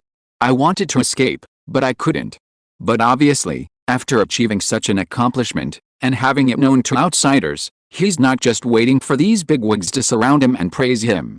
Internet chatter is already going viral. "Yesterday, I got a recommendation, and the collections have increased tremendously, so I'll post another chapter. Also, could you give me a few recommendation and monthly votes? Gaokao. Let me feel everyone's praise." Chapter 65 Hot Search. "Master Lin, you're famous." When Lin Xiao was finally released by the bosses, he returned to the dormitory and was surrounded by Sun Yu and the others. "How did you know that?" Lin Xiao was confused. "Those bosses knew because they read the Annals of Mathematics." "How did you 5 guys know that if you don't read the Annals of Mathematics? It's on your Weibo." "What, Weibo?" Lin Xiao was stunned. Here, take a look. Sun Yu handed Lin Xiao his phone. Lin Xiao took a look and was immediately confused. He saw a Weibo hanging high up in the 5th place on the trending search list. 17-year-old Chinese math genius solves world-class problem. Lin Xiao, he could already imagine what would happen next. Open it, let me see, he said weakly. Sun Yu clicked on the trending search and saw that the person who posted the article was a mathematics blogger, presumably a subscriber to the Annals of Mathematics. Naturally, he came across the first paper, and thus, Lin Xiao's name. These days, seeing a Chinese person's name in one of the 4 major subscription journals is quite eye-catching. Then, the blogger looked at the comments below and thought, wow, 17 years old, this guy should definitely post on Weibo. So, the following article came up, Annals of Mathematics, Volume 187, Issue 3, Proof of the Existence of Infinitely Many Primes in the Fibonacci Sequence, a world-renowned mathematics journal. The author of this paper, Lin Xiao, is Chinese, meaning that my country has added another article to its total number of publications in the 4 major mathematics journals. This paper is another groundbreaking achievement in the field of prime numbers in number theory, providing a relatively innovative method for proving the existence of infinitely many primes in certain number sequences, particularly those like the Fibonacci sequence. At the end of this paper, Peter Sunak, winner of the 2014 Wolf Prize in Mathematics, commented, "This paper utilizes a groundbreaking and innovative approach, pushing the door to prime number problems a little further, so, let us proudly introduce to the world a 17-year-old mathematical prodigy." Yes, you read that correctly, a 17-year-old mathematical prodigy, and one from my country. If I'm not mistaken, this mathematical prodigy is probably still in high school, though it's certainly possible that he's already in college. Solving such a major global problem at such a young age is rare in the history of mathematics. This speaks volumes about the extraordinary talent of Lin Xiao. I'm sure everyone has heard of the story of the mathematical genius Guaz, who, at the age of 19, solved a worldwide problem by constructing a regular heptadecagon using ruler and compass construction. And yet, at only 17, Lin Xiao has already solved such a major global problem. I believe his talent rivals that of Guaz. Lin Xiao is undoubtedly a genius among our younger generation. A strong youth builds a strong nation. The 21st century is the century of China's rapid development. Therefore, I sincerely hope that China will produce more such geniuses in the future. Our dreams, in all fields, need these young people to forge them, and of course, they also require the joint efforts and hard work of hundreds of millions of young people across China. I believe that such a beautiful future is not far away. This Weibo post is incredibly positive, and the title is certainly eye-catching. Our country, at 17 years old, solving a world problem, the combination of these keywords naturally generated a surge in traffic. The post has already garnered over 30,000 likes and over 10,000 comments, not to mention the numerous shares. Seeing this, Lin Xiao rubbed his nose. After reading this, he felt as if he was shouldering the heavy responsibility of his nation's rejuvenation. Master Lin, please allow me to interview you. How do you achieve such remarkable feats? Sun Yu, standing nearby, clenched his fist as if holding a microphone, thrust it towards Lin Xiao's face and said. Yang Sheng, standing nearby, said bluntly, "How can you speak to Lin Xian? Your tone is completely disrespectful." "That's the way it should be," he said, then bent down and stood behind Lin Xiao like a lackey, giving him a back massage. "Lin Xian, please allow me, a humble one, to express my sincere and profound admiration for your greatness. Your Majesty, I ask you to teach me a little bit, so that I can become even 1/10, oh no, 100th. The others, observing Yang Sheng's expression, were instantly filled with awe. "Good fellow, there are only a few lackeys in the world, and you're the master of 9. Lin Xiao rolled his eyes and said, "You need to be 1/10 as handsome as I am, but Alice, you're only 100th of my handsomeness right now. Alice, only someone as handsome as me can match my talent." The other 5, several of them uttered a sigh of relief. They could admit they weren't as clever as Lin Xiao, but when it came to handsomeness, no male creature would give up even a single inch. Only Yanzu, Shinal, Yu Yan, and others who were currently reading this book would be so dismissive. Lin Xiao didn't bother to say more, so he simply pulled out his phone, found the trending search, and read it again. Then he flipped through the comments below and took a look. The most liked comment was, "Oh my god, 17 years old, and he's solving a math problem." How terrifying. This comment garnered hundreds of replies, most expressing shock at his age. He solved a world-class math problem at 17, and I was staying up late playing games in an internet cafe at 17. I'm so dumbfounded. 17 years old, I'm still a sophomore in high school, still memorizing pipazing. I remember a few years ago, a college student solved a difficult problem, and they were awarded $1,000,000. Holy crap, $1,000,000 reward? I'm so jealous.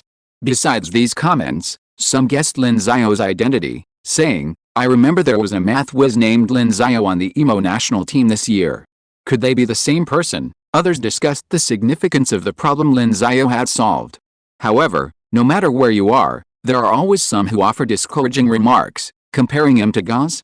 Can just anyone be compared to Gauss? Given the domestic environment and educational standards, this Lin Xiao will either disappear from the news, like that Liu classmate back then, never achieving anything, or he'll go abroad and bring glory there, stop bragging, or you'll get slapped in the face.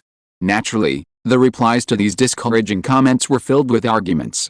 Of course, these were merely irrelevant remarks, as many others expressed sincere praise for Lin Xiao's achievement. The more Lin Xiao read, the more embarrassed he felt, and he silently replied, really? Nothing to brag about. Just then, his phone rang. He glanced and saw it was Professor Zhou Wu again. Lin Xiao, get ready. The Huaking Daily wants to interview you later. Lin Xiao was stunned. Huaking Daily wants to interview me? Chapter 66 Interview with Huaking Daily. Peking University. Formerly the Imperial University of Peking, this century-old prestigious institution has weathered many storms, but what remains unchanged is the beautiful scenery of its founding site. At this moment, a group of nearly 10 people gathered on a lawn near the International Institute of Mathematics at Peking University. Several of these 10 were professors of mathematics from the School of Mathematical Sciences, including Su Ji and Zhou Wu. Several other prominent figures, including the dean, were also present. From time to time, students passing by would want to greet these prominent figures. However, Zhou Wu would wave them off whenever they tried to. Although he was the deputy director of the Department of Mathematics, as the most junior of the prominent figures, he was responsible for keeping the students quiet. The reason for the silence was that an interview was in progress. A photographer from the Huaking Daily, with his camera set up, was focusing on a young student. It was Lin Xiao. Opposite him stood a reporter from the Huaking Daily, a beautiful young woman named Zhu Xiaoling. Hello, Lin Xiao. Hello, Reporter Zhu. Lin Xiao's smile was sincere. There was no other way. With Shangjing University offering him 1.5 million yuan, he couldn't help but be sincere. So, even though he wasn't a Shangjing University alumnus yet, he went there for an interview. Just look at the Boya Tower, perfectly visible in the background, and the unnamed lake with its ducks swimming above. This was a perfect product placement. Haha, I didn't expect that Lin Xiao, who can solve world-class problems, is actually so young. Are you really 17 years old this year? Lin Xiao smiled and said, actually, I want to correct one thing. I am 18 years old this year. I was born in 2000, and my birthday is in February. Of course, if you count based on the time when I sent the paper to the Annals of Mathematics, then in January, I was indeed 17 years old and under 18, so that's the case, but it's not much different. Whether you are 17 or 18, it's amazing to achieve such an achievement. Reporter Zhu smiled and continued, then, I wonder what you think of such an achievement. As for my feelings, it's pretty good. At least it proves that what I have learned is meaningful. Lin Xiao replied with a smile. As for being able to get so much recognition, that can be regarded as an added meaning. Haha, it seems that classmate Lin Xiao is a person who loves to learn. I heard that you are still in the 3rd year of high school. Have you started to self-study college mathematics knowledge now? The female reporter nodded and asked. Well, I've basically finished all my undergraduate math textbooks and have already started studying graduate school. Lin Xiao nodded. Wow, that's truly impressive, the female reporter couldn't help but exclaim. Every time she interviewed someone this young yet incredibly talented, she felt a genuine sense of shame at the gap between them. There was simply no comparison. So you used your university knowledge to solve such a world-class problem. How difficult was it to solve? Was it difficult? After all, it's a world-class problem. Of course it was. Lin Xiao nodded, agreeing, and recalling the 9 hours he'd spent solving it. Those were 9 grueling hours. The female reporter was stunned. 9 hours, yes, Lin Xiao said. It took me 9 hours to solve it. It was the first time I'd ever encountered such a difficult problem. Other competitions I'd done took me no more than an hour. The fact that he could finish it in 9 hours was largely due to the sage's time. Otherwise, who knows how much longer it would have taken him. However, when he said this, everyone around him fell silent. Their thoughts were the same as Su Hongbing's. 9 hours, what the hell? If you could produce a paper like this, worthy of being published in 4 top journals, in 90 hours, it would be considered impressive. But you managed it in 9 hours. Are you even human? And you're comparing it to those competition problems you did? Are they even on the same level? Even the female reporter, who knew very little about math, found this a bit outrageous. She could only chuckle and say, "You're truly a math genius. Also, I'm curious why you wanted to solve this problem in the first place." Lin Xiao rubbed his nose, and now it was his turn to be embarrassed. "What's wrong?" the female reporter asked, noticing Lin Xiao's expression. "Well, actually, this is what happened." Lin Xiao finally told the truth. Everyone present felt a sense of déjà vu. Why did it sound so much like the mathematical genius of Gauss? A classic retelling? Gauss spent an entire night solving the problem of constructing a regular heptadecagon with a ruler and compass, while Lin Xiao spent 9 hours proving a prime number problem? Was this just a coincidence between geniuses? Everyone present realized that, no matter what, if this story got out, as long as Lin Xiao achieved some level of mathematical success in the future, even if it was inferior to Gauss's, the space and future textbooks dedicated to Gauss's achievements would likely be used to promote Lin Xiao's achievements. The interview continued, but the several Kyoto University mathematics professors standing nearby could only sigh in regret. Lin Xiao's answers to every question in the interview amazed them. He even claimed that Lin Xiao had read all the undergraduate mathematics textbooks. With such a keen eye for learning, he was the perfect student for them. Suji recalled that when he found Lin Xiao, the student was listening to a lecture on Lie group representation theory and even understood it. Later, Zhou Wu recounted how when he found Lin Xiao was explaining a problem in the lecture to a nearby woman, presumably a postdoc. The postdoc didn't understand, but he understood it and was even able to explain it. In response, Suji could only say that he had decided on this student, and not even Jesus could stop him. Of course, one of the admission requirements for Lin Xiao at Shengjing University was that he could choose any 3 professors to be his advisors upon admission. It seemed like even if he chose 10, let alone 3, no professor in the entire academy would refuse. Among these professors, there was actually a professor from Qinghu University's Department of Mathematics, who had come to spy on military intelligence. Watching Lin Xiao's interview, he couldn't help but quip, "He's not from your school, and you're letting him interview you here? Don't you have the nerve to do that? What's your business?" Suji said. The Qinghu professors were even more scathing. Why couldn't they snag a student like him? Thanks to Wang Wushu, the plumber who looked for stars, and YKC 998 for their 500 Kidian coins. Thanks to Book Friends 202104141705333124, mute M.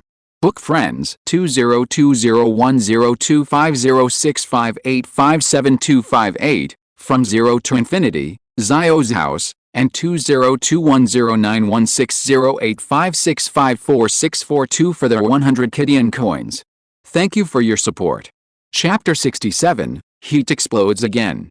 The interview with the Huaking Daily concluded quickly, and that evening, the content appeared on all of Huaking Daily's official media outlets, including Weibo and WeChat official accounts. As a result, the buzz, which had been fading for a while, suddenly exploded, and this time, it was Huaking Daily itself that drove the charge.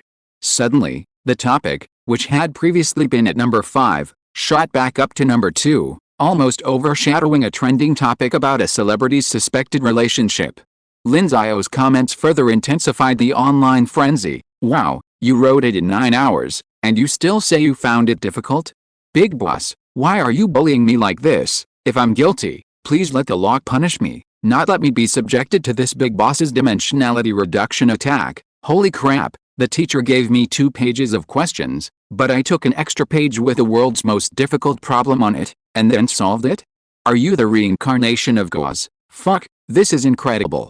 How could someone this amazing exist, and he's a member of the national mathematics team? Everyone, show some respect." This is our Master Lin.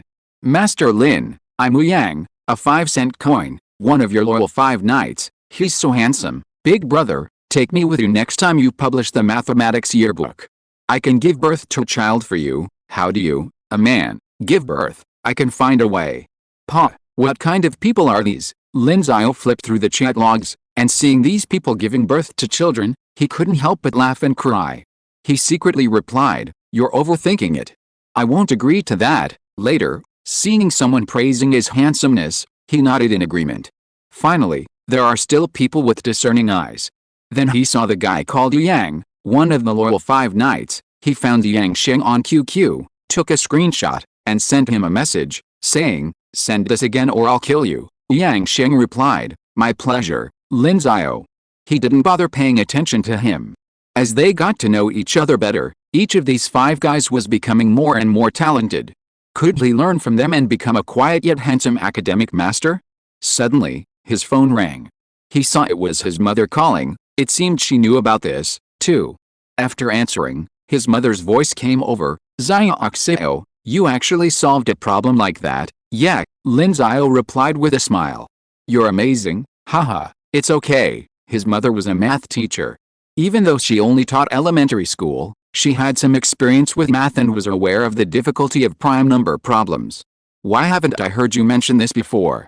You've even published it in a top journal." "Well, I just wanted to give you a surprise." He hadn't thought of telling his family about this before, but seeing how concerned his mother was, Lin Xiao suddenly had an idea and gave a highly emotionally intelligent answer. Sure enough, his mother was delighted. "You little bastard, you're still surprised? You did a great job. You're worthy of being his son." Lin Xiao scratched his head and chuckled. "Okay, let's talk about this for now. You study hard and try to win a gold medal in the EMO." "Yeah." "Okay," Lin Xiao said confidently. "Don't worry." "Well, are you used to being alone over there? Do you miss your mom?" "Yes, of course I do. I miss her every day." "If I miss you, why don't you call mom or something?" "Okay, I'll call her every day from now on." "Okay, don't call me if there's nothing to do. Just study hard. I won't tell you anything else. Pay attention to safety over there. Don't stay up too late every day. Don't tire yourself out, and eat delicious food." "I know." "Well, that's all. Bye, Mom." Mom hung up the phone, and Dad called again.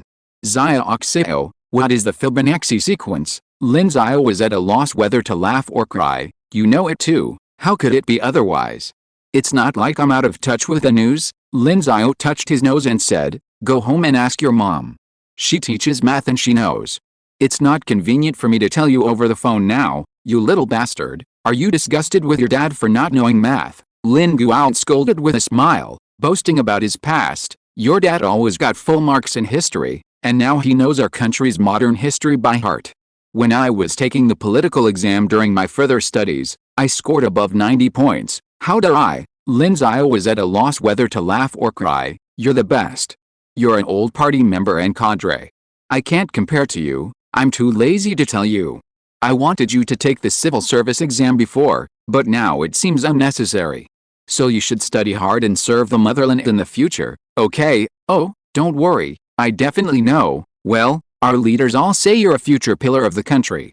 You should work harder and strive for that," Lin Guowen said with a chuckle. "Okay, be careful over there." "Yeah, I know." He then spoke a few more words to his father before finally hanging up. Shaking his head, Lin Xiao had nothing to say about his family's words, but his heart was warmed by their concern. Others only cared about the results he produced, but only his family cared about him personally. But just then, he suddenly saw a flood of notifications pop up on Weibo. Puzzled, he opened them and exclaimed, "Oh no!" It turned out that his Weibo account had somehow been discovered. A stream of people tagged him or sent him private messages, and his follower count began to skyrocket, adding dozens with every refresh, sometimes even hundreds. The content of the private messages was outrageous, with requests for collaboration on papers, women asking if he wanted a relationship, and even sending him private photos. His scalp tingled, and he quickly turned off the private messages. The internet was too terrifying, and he needed to return to reality. But even in reality, he felt helpless, because people at the Huazhong University of Science and Technology's Institute of Mathematics would point and whisper at him whenever they saw him. For the next few days, this situation continued unabated, to the point where he'd simply use a book to shield his face as he walked, looking up and down. Meanwhile, a group of non-central media outlets wanted to interview him, but fortunately, this was the Huazhong University of Science and Technology's Institute of Mathematics, and those reporters couldn't get in. Otherwise, who knows how many times he would have been surrounded. And time flew by. In the past few days, other familiar people had called Lin Xiao to congratulate him, such as Mr. Ding Ping and Mr. Su Hongbing from Jincheng High School, and the two professors from the Qin Province Mathematical Society who had cheated at chess. Apparently, the Huaking Daily interview had made Lin Xiao famous nationwide. Even Professor Peter Sarnak, who reviewed Lin Xiao's manuscript, sent him an email, congratulating and thanking him for his achievements and contributions to the mathematical community. Thanks to OK Butchwinel for the 500 starting coins, and thanks to Mom for the 100 starting coins. Chapter 68. The first training ends, I go home and graduate. Mr. Lin, thank you for your outstanding contribution to the prime number problem. The steps in your construction of the function and proof of the existence of infinitely many primes in the Fibonacci sequence have greatly inspired me. Attached is my new paper. Please review it, Mr. Lin. Lin Xiao was taken aback when he saw the email. Is this the same professor who left me this comment? Professor Sarnak's comment was the culprit behind his current fame. Of course, Lin Xiao was experiencing both pain and joy. While he had attracted a lot of attention, he had also received a considerable reward. The 1.5 million yuan from Peking University doubled his original salary of over 1 million yuan. He later wrote a letter expressing his gratitude. After all, the professor was a Wolf Prize winner, and he was just an ordinary high school student who had solved a world-class mathematical problem. Mr. Lin, today is the last day of class. Aren't you going? Sun Yu called out to him. Oh, I'll be there right away. I'll send an email. Send an email. Yes, Professor Sanak of Princeton University sent me a thank you letter. I have to reply, Sun Yu, as expected of Master Lin. This ordinary sentence, however, held a subtle air of prestige. Soon, Lin Xiao sent the email and went to class with Sun Yu. Today was May 15th, the last day of the first training session. After class, we could go home tomorrow. The next time would be in a month, to prepare for the competition. As for the final class, there wasn't much to say. Teacher Li Huaimin briefly summarized their learning achievements and praised their performance. Although Lin Xiao had been studying graduate-level mathematics, he had also been practicing for the Olympiad. With the increasing number of problems he was now doing, he was able to submit almost every test 2 hours early, sometimes even 3 hours early. Studying university mathematics had not only strengthened his knowledge base, but also his ability to apply it. Therefore, solving problems prepared solely for testing was no longer a challenge for him.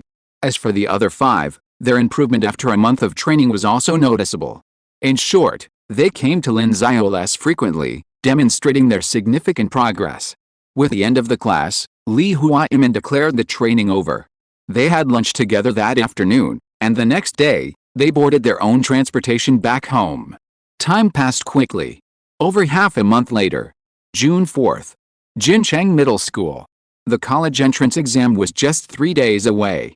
As per usual, there would be no classes for the final 2 days, so the senior class had already packed up their classrooms and backpacks and prepared for graduation photos.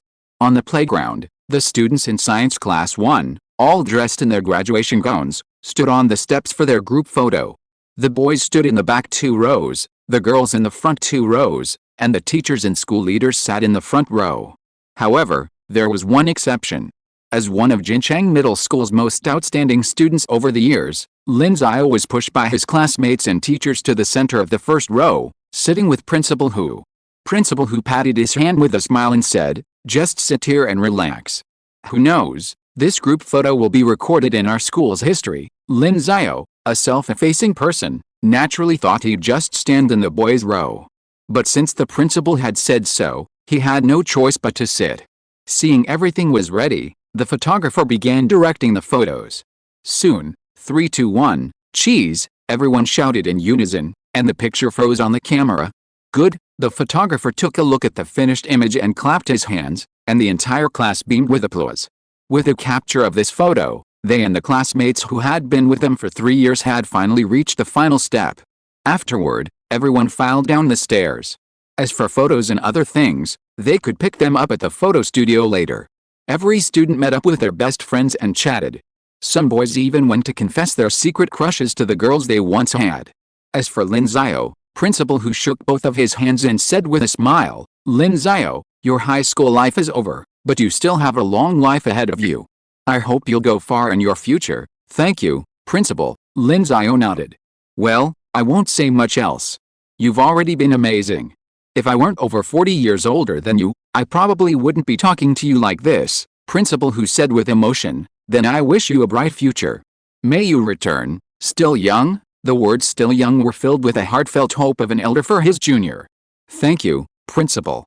I wish you good health and success in your work, too, haha." "Thank you," principal who nodded, then patted Lin Xiao on the shoulder and said, "Well, go say goodbye to your classmates.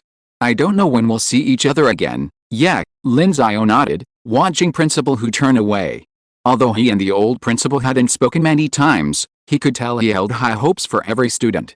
This was a true educator. Shaking his head, Lin Xiao walked over to the group of male classmates he was close to. Chen Ang was there, too. Seeing Lin Xiao approach, he smiled and called out, "Old Lin, if you become rich, don't forget me." Lin Xiao waved his hand. "No problem." The other boys also joked with Lin Xiao. On their last day, everyone talked about whatever came to mind. Otherwise, after going to college, the only time they'd be able to get together would probably be during the annual spring festival.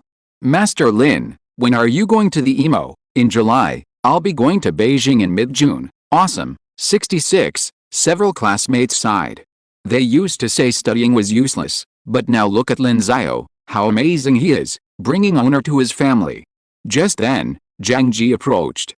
This academic master, who once considered Lin Xiao a rival, now looked at Lin Xiao with a complicated expression. He knew Lin Xiao was no match for him.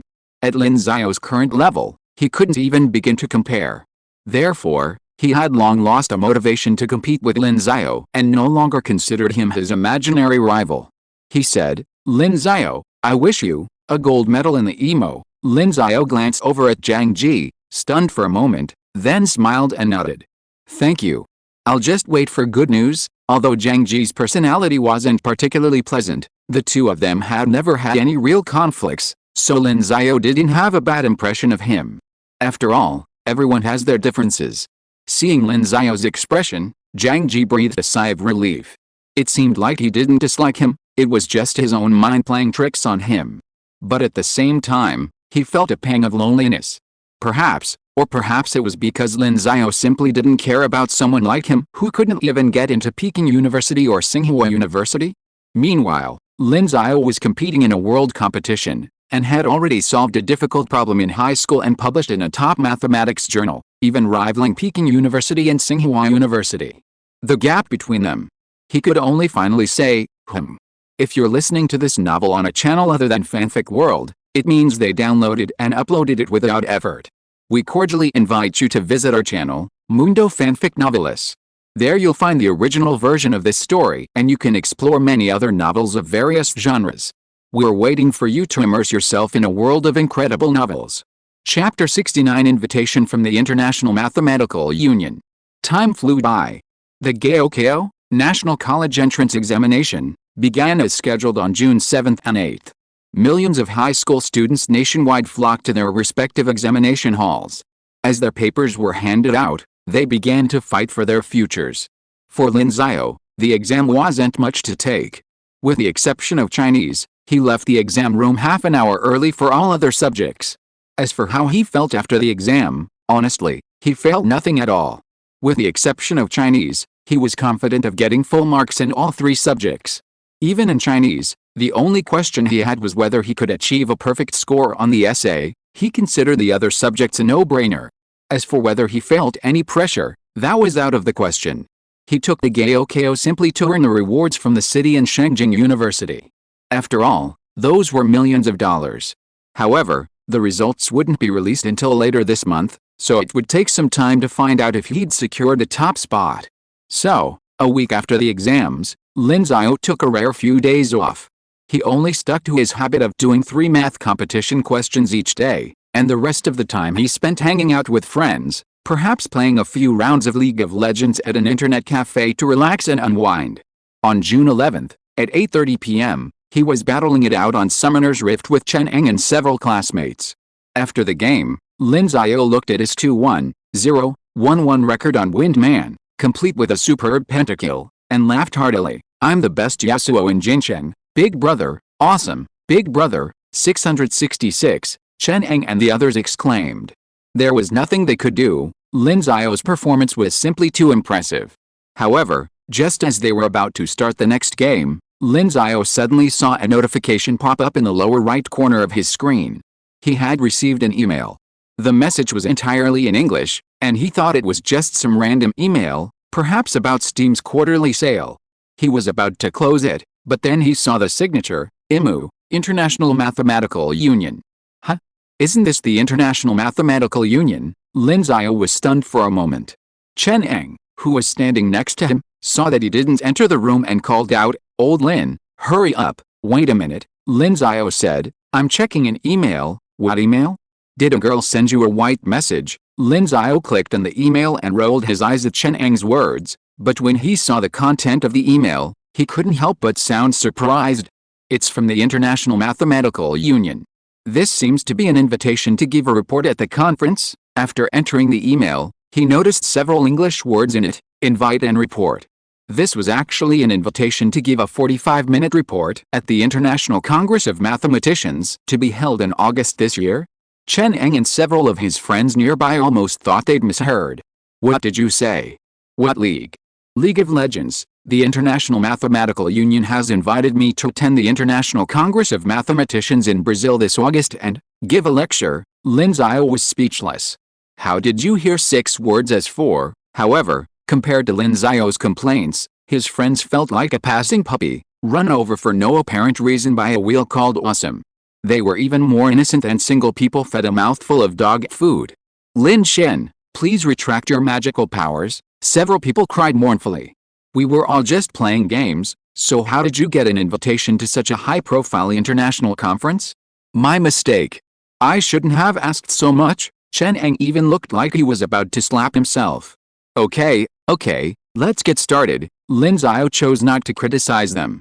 He returned to the game interface, entered the preparation room, started matchmaking, and then returned to his email interface to continue reading. His English was still quite strong, so he easily understood the message. "Hello, Mr. Lin. This is the International Mathematical Union, International Congress of Mathematicians.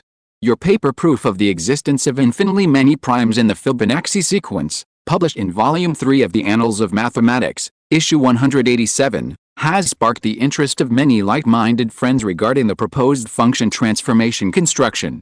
Because one of our invited speakers in number theory is unable to attend the conference for personal reasons, we cordially invite you to attend the International Congress of Mathematicians in Rio de Janeiro, Brazil, in August of this year. You will be given a 45-minute presentation on number theory on August 2nd in Hall 5 of the Rio Convention Center.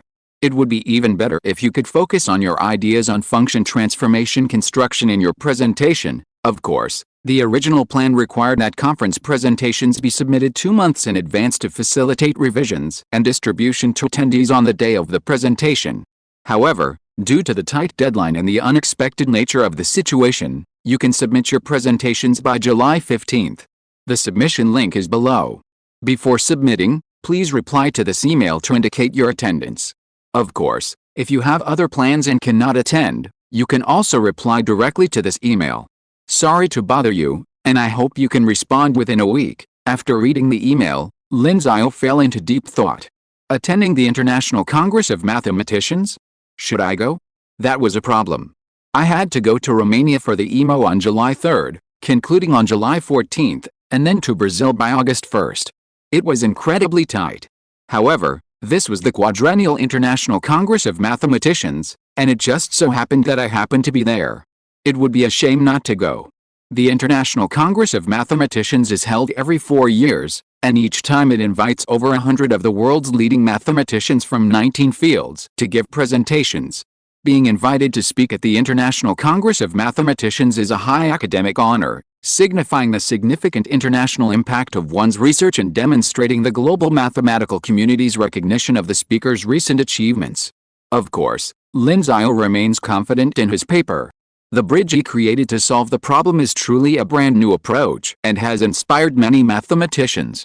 3 others, including Professor Sanek, have sent him letters of thanks. In his thank you letter, Professor Sanek also included his own new paper, which cites Lin Xiao's paper. It is expected to be published in one of the 4 top journals. Chapter 70 Professors who heard the news. However, beyond his academic merit, Lin Xiao suspected his invitation had something to do with his age. After all, an 18-year-old, barely an adult, had already solved a worldwide problem. Furthermore, his motivation for attempting to solve this problem coincided with that of the Prince of Mathematics.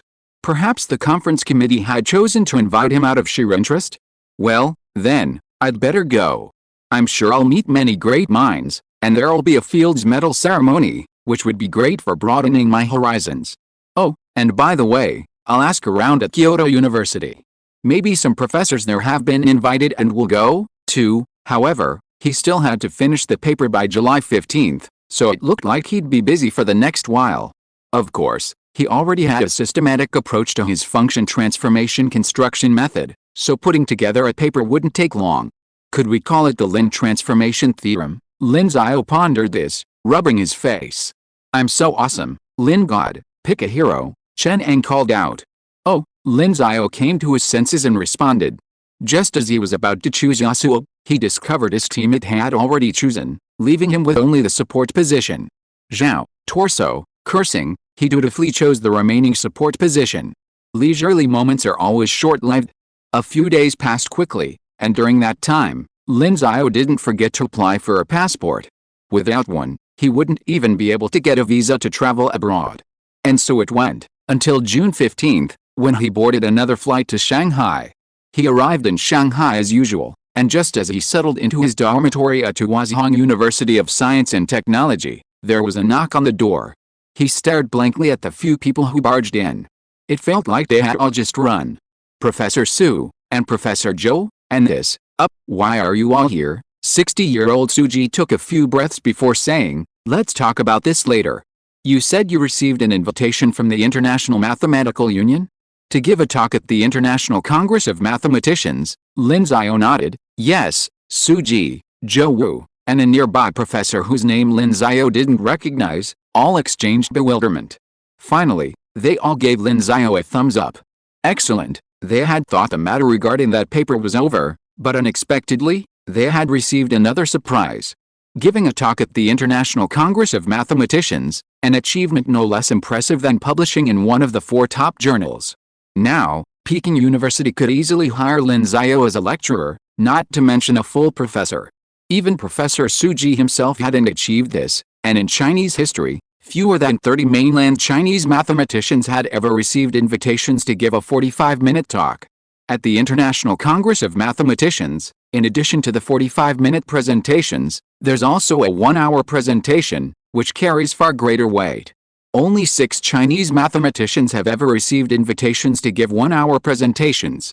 Therefore, they were all amazed at Lin Xiao's ability to do so. Congratulations, Lin Xiao, you're excellent. Even I envy you, Suji praised. It was just luck, Lin Xiao said modestly.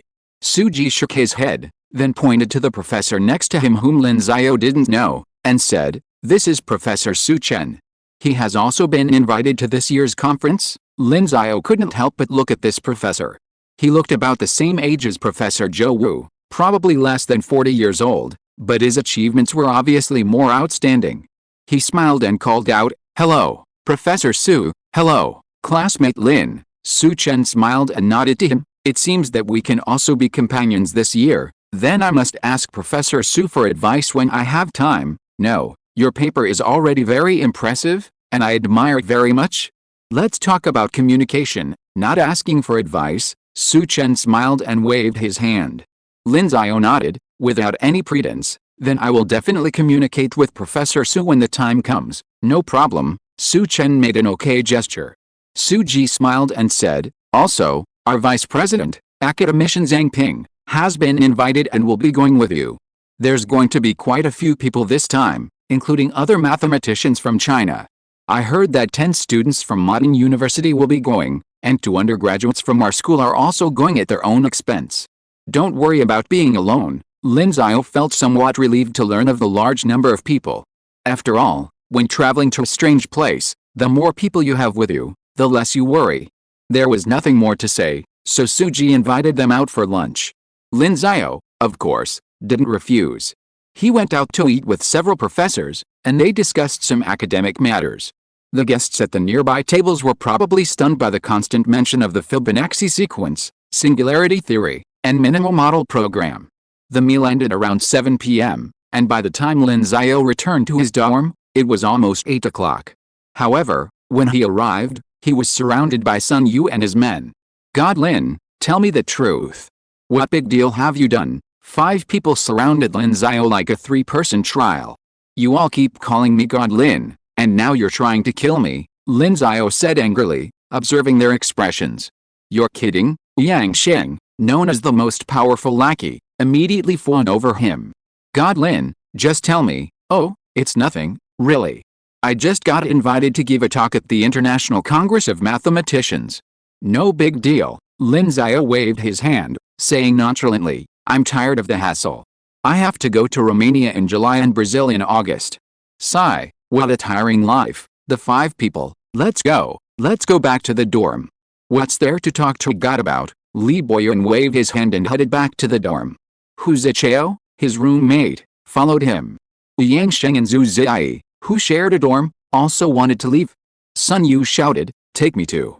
I'm not worthy of living in this dormitory." Lin Xiao, recommendation ticket, monthly ticket Gaokao, thanks to Yun Wu Changfeng Wuding for the 1,500 starting coins reward, thanks to Hu Ai Lu Bu Wang, Mo M, and book friend 160,421,092,550,481 for the 100 starting coins reward.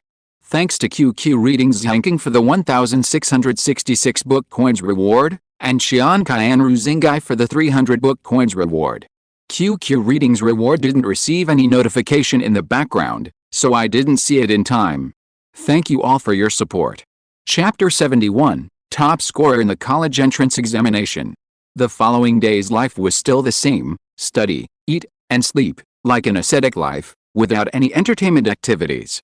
Of course, ordinary people might find this very painful, but for Lin Xiao, the joy in it was only known to him. And so, June 24th arrived. On this day, the enthusiasm for the college entrance examination was boiling again, because most provinces had opened the inquiry of college entrance examination results, which was equivalent to saying that the college entrance examination results had been announced. Qin province was also among them, and it was open for inquiry at 12 noon.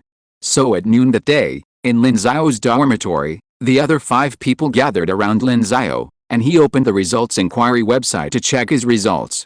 The other 5 people did not take the college entrance examination, so they had no results to check. "Lin Shen, you really took the exam?" "I did," Lin Xiao nodded.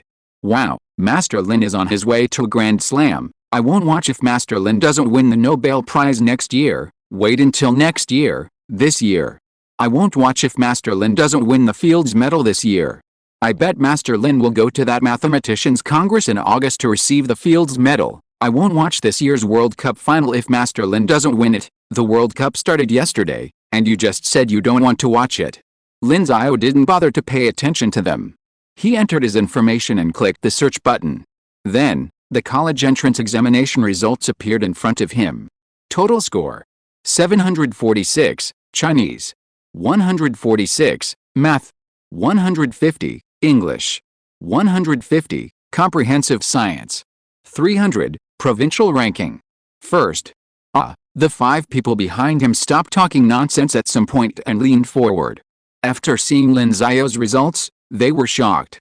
This is the real top scorer in the college entrance examination. And a total score of 746.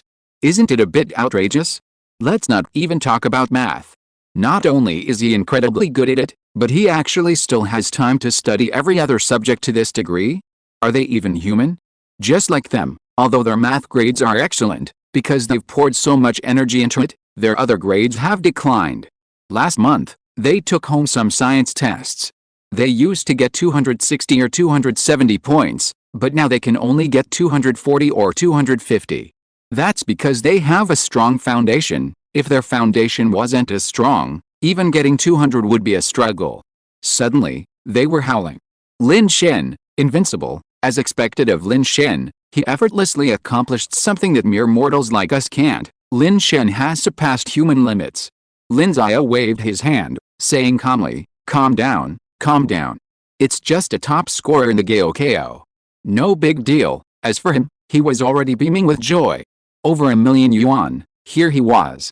Why did he take the Gaokao? It was all for the rewards, after all.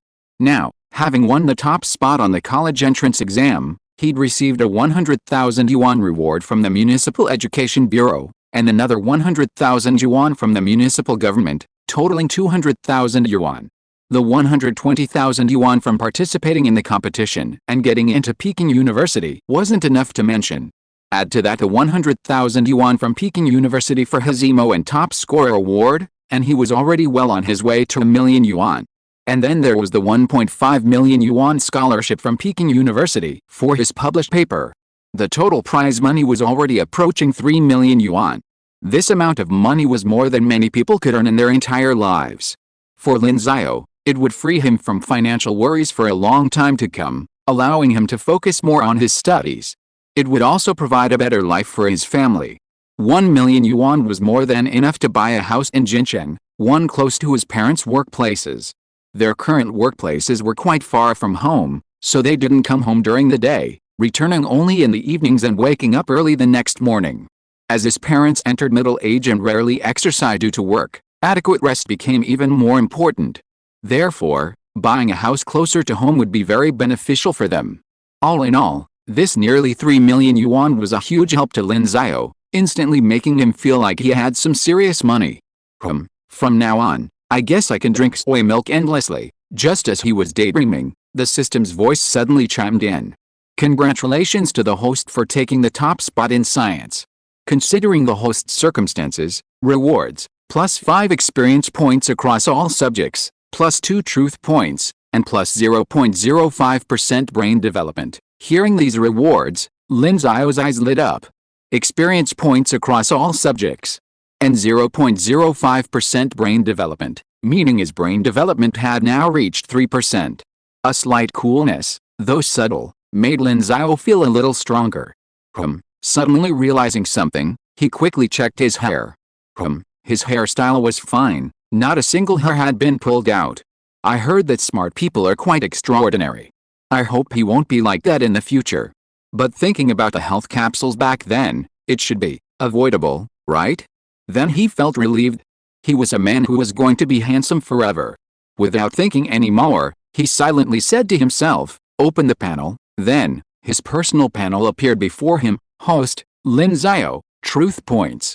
16.7, Universal Truth Branch Level, Mathematics, Level 2, 181,186, 250. After reading the undergraduate textbook and some books on Lie groups, mathematics experience has reached 181 points. Chemistry, Level 0, 27/10. Physics, Level 0, 27/10. Biology, Level 0, 27/10. Materials Science, Level 0, 05/10. Informatics, Level 0, 05/10. I'm still 3 points short of experience in physics, chemistry, and biology, and the same goes for materials science and informatics. I'll just read a few books and get them all to level 1. As for mastering all of them, that would take an inordinately long time. It would take him 10 days to read a single math book, especially for his current research on Lie groups, which required a lot of reading. He'd been studying for about a month, and he'd only thoroughly digested a few books. Therefore, studying mathematics remained his primary focus. No one can be a jack of all trades. Even if he has the system now and has such an opportunity, it will still require a lot of time. As the saying goes, a journey of 1,000 miles begins with a single step. Take it one step at a time. Thank you to Kank Seedijin 112 for the 600 starting coins. Thank you to Jiangayu 14th floor for the 500 starting coins. Thank you to Monk Washing Hair with Lard for the 300 starting coins.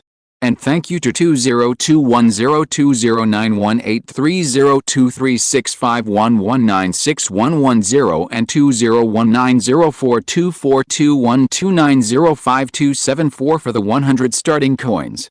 Thank you for your support. Chapter 72 The Cunning Shengjing University.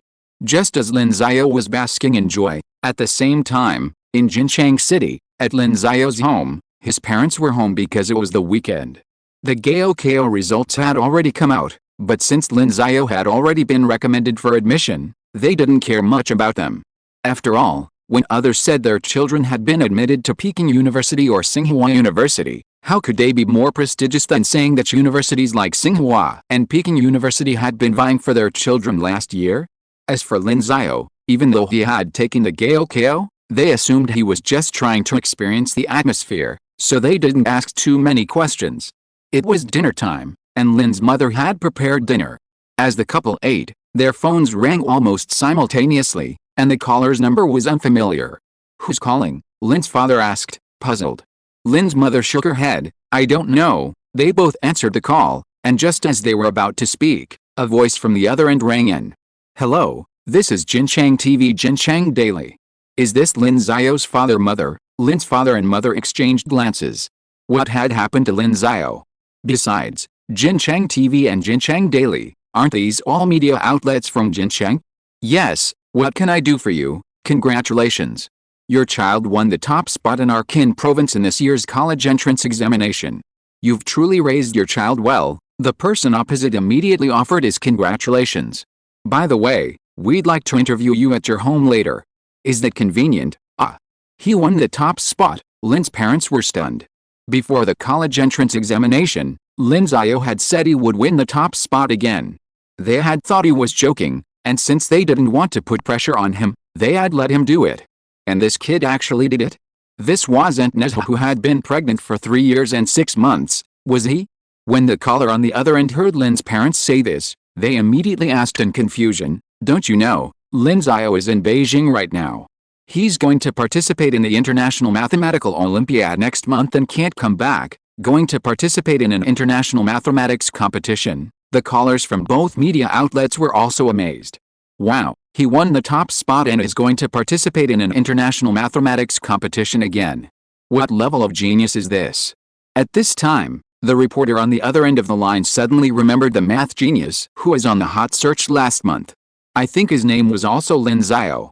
This guess made him feel unbelievable, and he asked cautiously, "Is your child the genius who solved a world-class math problem last month, the one who was on the hot search last month?" The question was so confusing that he couldn't even speak clearly. Lin Guowen said, "Yes, your child is truly. I don't know how to describe it, he's such a genius." Lin Guowen smiled and said, "Thank you. Actually, there's no such thing as genius or not. It's just the result of Lin Xiao's hard work every day. Seeing him work so hard every day, it makes us, as parents, feel heartbroken." Reporter, then, "Can you send your son to me and let me share some of your heartache?" Of course, the reporter didn't dare say that. Afterward, they discussed it further and decided to visit the family for an interview. While they couldn't interview Lin Xiao himself, they could certainly interview his parents. Afterward, the parents hung up the phone one after another and exchanged a glance, each seeing a mixture of pride and helplessness in the other's eyes. Their child had already achieved so much, they had no idea what Lin Xiao's future held. All they could do now was pray that Lin Xiao would live a peaceful life. A moment later, Lin's father's phone rang again. He glanced at it. It was another unfamiliar number, probably from some media outlet. Shaking his head helplessly, he answered the phone, continuing to revel in the praise and indulge in a few more versatile remarks. His son had made it big, and he could brag about it forever. On Weibo, trending searches related to the Gaokao scores had already dominated the screen. For example, Gaokao scores, mother and daughter weep with joy upon learning daughter's Gaokao scores, student from an impoverished area scores 674, and so on. In short, for millions of students, this day could be a day of harvest or a day of regret. The past 12, perhaps even 13 or 14 years of study had almost entirely led to this moment. The future of life, to a large extent, was determined by this moment. Some cried, some laughed, but the world kept turning. However, Besides those touching trending searches, there was another one that was equally captivating. International Mathematical Olympiad national team member becomes top scorer in science again. Just one glance at this headline conveyed a strong sense of academic dominance. International Mathematical Olympiad, national team, top scorer in science. When these keywords are put together, the image of a super academic bully suddenly appears in people's minds. Not only can he devote his energy to mathematics and achieve the top level, but he can also get such a score in the college entrance examination. Who the hell is so awesome? Netizens flocked in and clicked on this trending search, and then they were deliberately punched by the super academic bully. This trending search was sent by Shangjing University, which had been prepared in advance. The results of Qin Province have been released at noon. It is reported that Lin Xiao, the top scorer in Qin Province this time, is a student at Jinchang Middle School in Jinchang City. He won the first place in the province in science with a total score of 746 points. Among the 4 subjects, except for Chinese with 146 points, all other subjects were full marks, 34 points higher than the second place with 712 points. Furthermore, Lin Xiao also achieved first place in the National Chinese Mathematical Olympiad last year and has been confirmed for admission to our university, Shangjing University. He also successfully made the Chinese national team for the 59th International Mathematical Olympiad. In July, he and 5 other team members will travel to Romania to represent China at the EMO. We welcome Lin Xiao to our family in the second half of the year, and let us all send our best wishes to this superb student. Netizens were enthused after reading the content. This kid is terrifying. I bow down to the academic god. He's both an EMO national team member and a top scorer in the Gaokao. He's truly unbelievable. I heard the EMO national team often has intensive training, leaving them with very little time to review other subjects. I have no idea how this prodigy manages it. It's unimaginable. We give our all on the Gaokao, while they just muddle through, and then muddle through, and still do better than us, even though we've given our all. Is the gap between us really that huge, son? A subordinate of Master Lin pays tribute to Master Lin. No wonder Peking University has to post a Weibo to celebrate. Can I understand that this is licking this student? However, after netizens were amazed for a while, someone suddenly realized that this big guy was on the hot search last month. It seems that he is the mathematical genius who solved the world's difficult problems. As soon as this news came out, more netizens were shocked. The brilliance of this academic god is so dazzling that it blinds my 24K pure gold dog eyes. It's confirmed. Peking University is licking this academic god. I don't know what to say. I can only wish the big guy a triumphant return from the EMO battle. Daily requests for various recommendation tickets and monthly tickets. Chapter 73, Research on Returning to Calmness. Of course, netizens' enthusiasm wasn't limited to this trending search. Soon, people found Lin Xiao's Weibo account and, after reposting one of his previous Weibo posts, began to respond. If Lin Xiao hadn't disabled private messages, he'd likely have received over 99 private messages in an instant. Meanwhile, the admissions office at Shangjing University was ecstatic. This scenario was exactly as they'd imagined it would be. Even the trending headlines were identical, and the millions of views, this time, compared to Qinghu University, they had won again. Furthermore, Lin Xiao was attending the International Congress of Mathematicians in August and had been invited to give a talk. Many Shangjing University officials knew about this, so they could brag about it. Qinghu's side was probably furious. Naturally, the online furor affected Lin Xiao as well. His phone practically rang non-stop that day, with people coming to wish him well. And since more people were paying attention to the Gaokao than the CMO and EMO exams, most people didn't even know when they were held. So, naturally, his top scorer in the Gaokao garnered even more attention. This included his parents, some relatives, teachers at school, and close classmates, people he knew. Then there were those he didn't know, like reporters from a certain newspaper or TV station, people involved in education.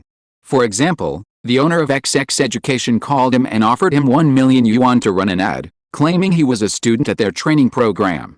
And there were quite a few of them. But Lin Xiao clearly wouldn't accept such a deal. He shied away from money obtained through deception. Finally, growing increasingly impatient, he simply set up call forwarding, transferring the calls to his father, who was free and off work that day. As for him, his studies were more important, and he was sure his father would approve. Huh? Finally some peace and quiet. He let out a long sigh. The phone stopped buzzing, giving Lin Xiao some time to focus on his own affairs. He wasn't complacent about the honors he'd received. After all, besides being handsome, his excellent academic performance was largely due to the truth assist. While his dedication to study was certainly a factor, few people could spend their days studying, apart from sleeping and eating.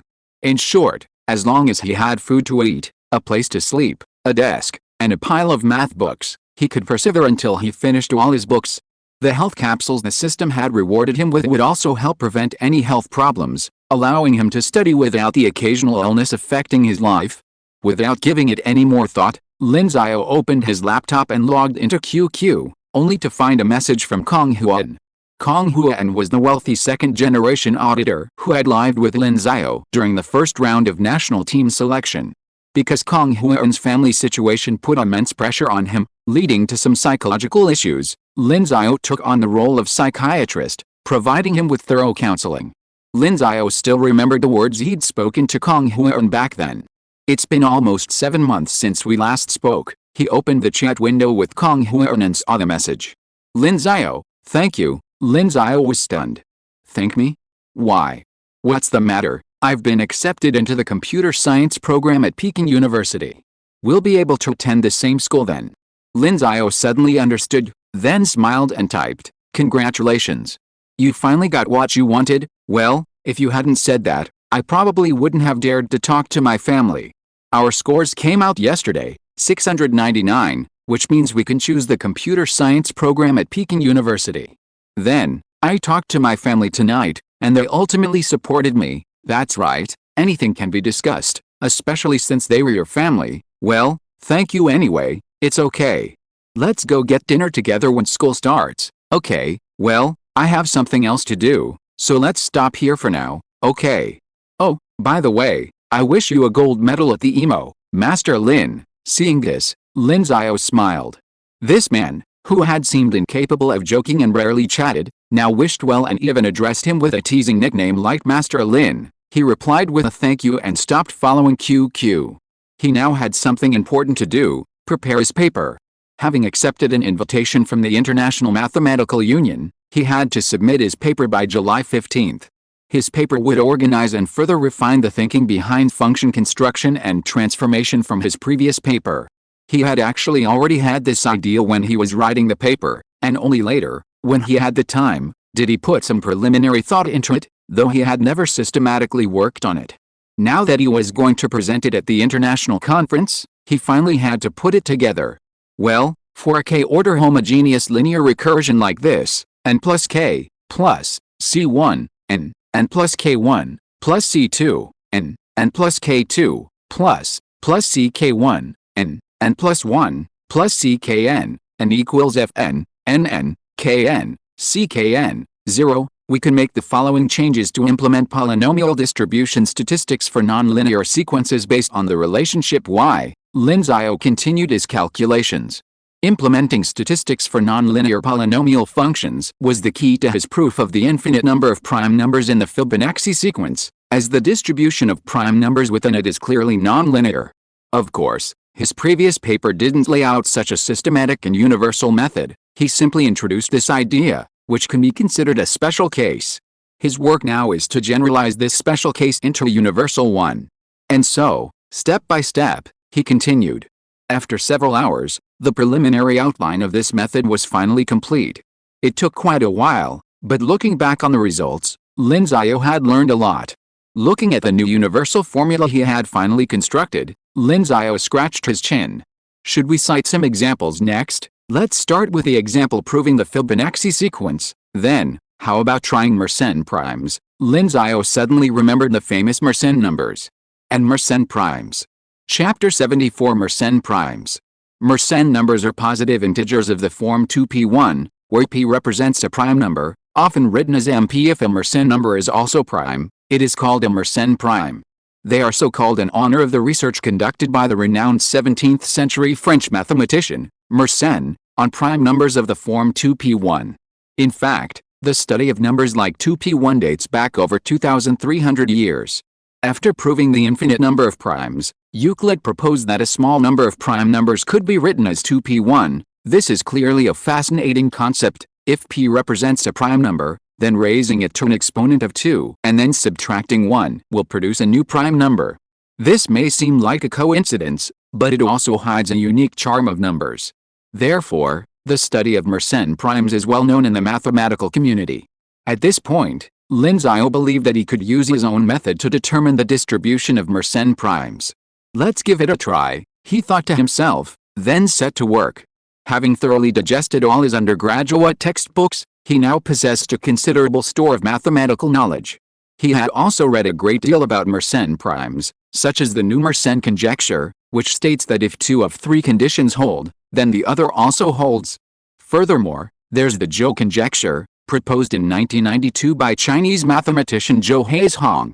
In his paper Distribution of Mersenne Primes, he made a relatively accurate prediction about the distribution of Mersenne primes, stating that when 2 cap 2 cap, n plus 1, p, 2 cap 2n, then mp has 2 cap, n plus 1, minus 1 prime numbers.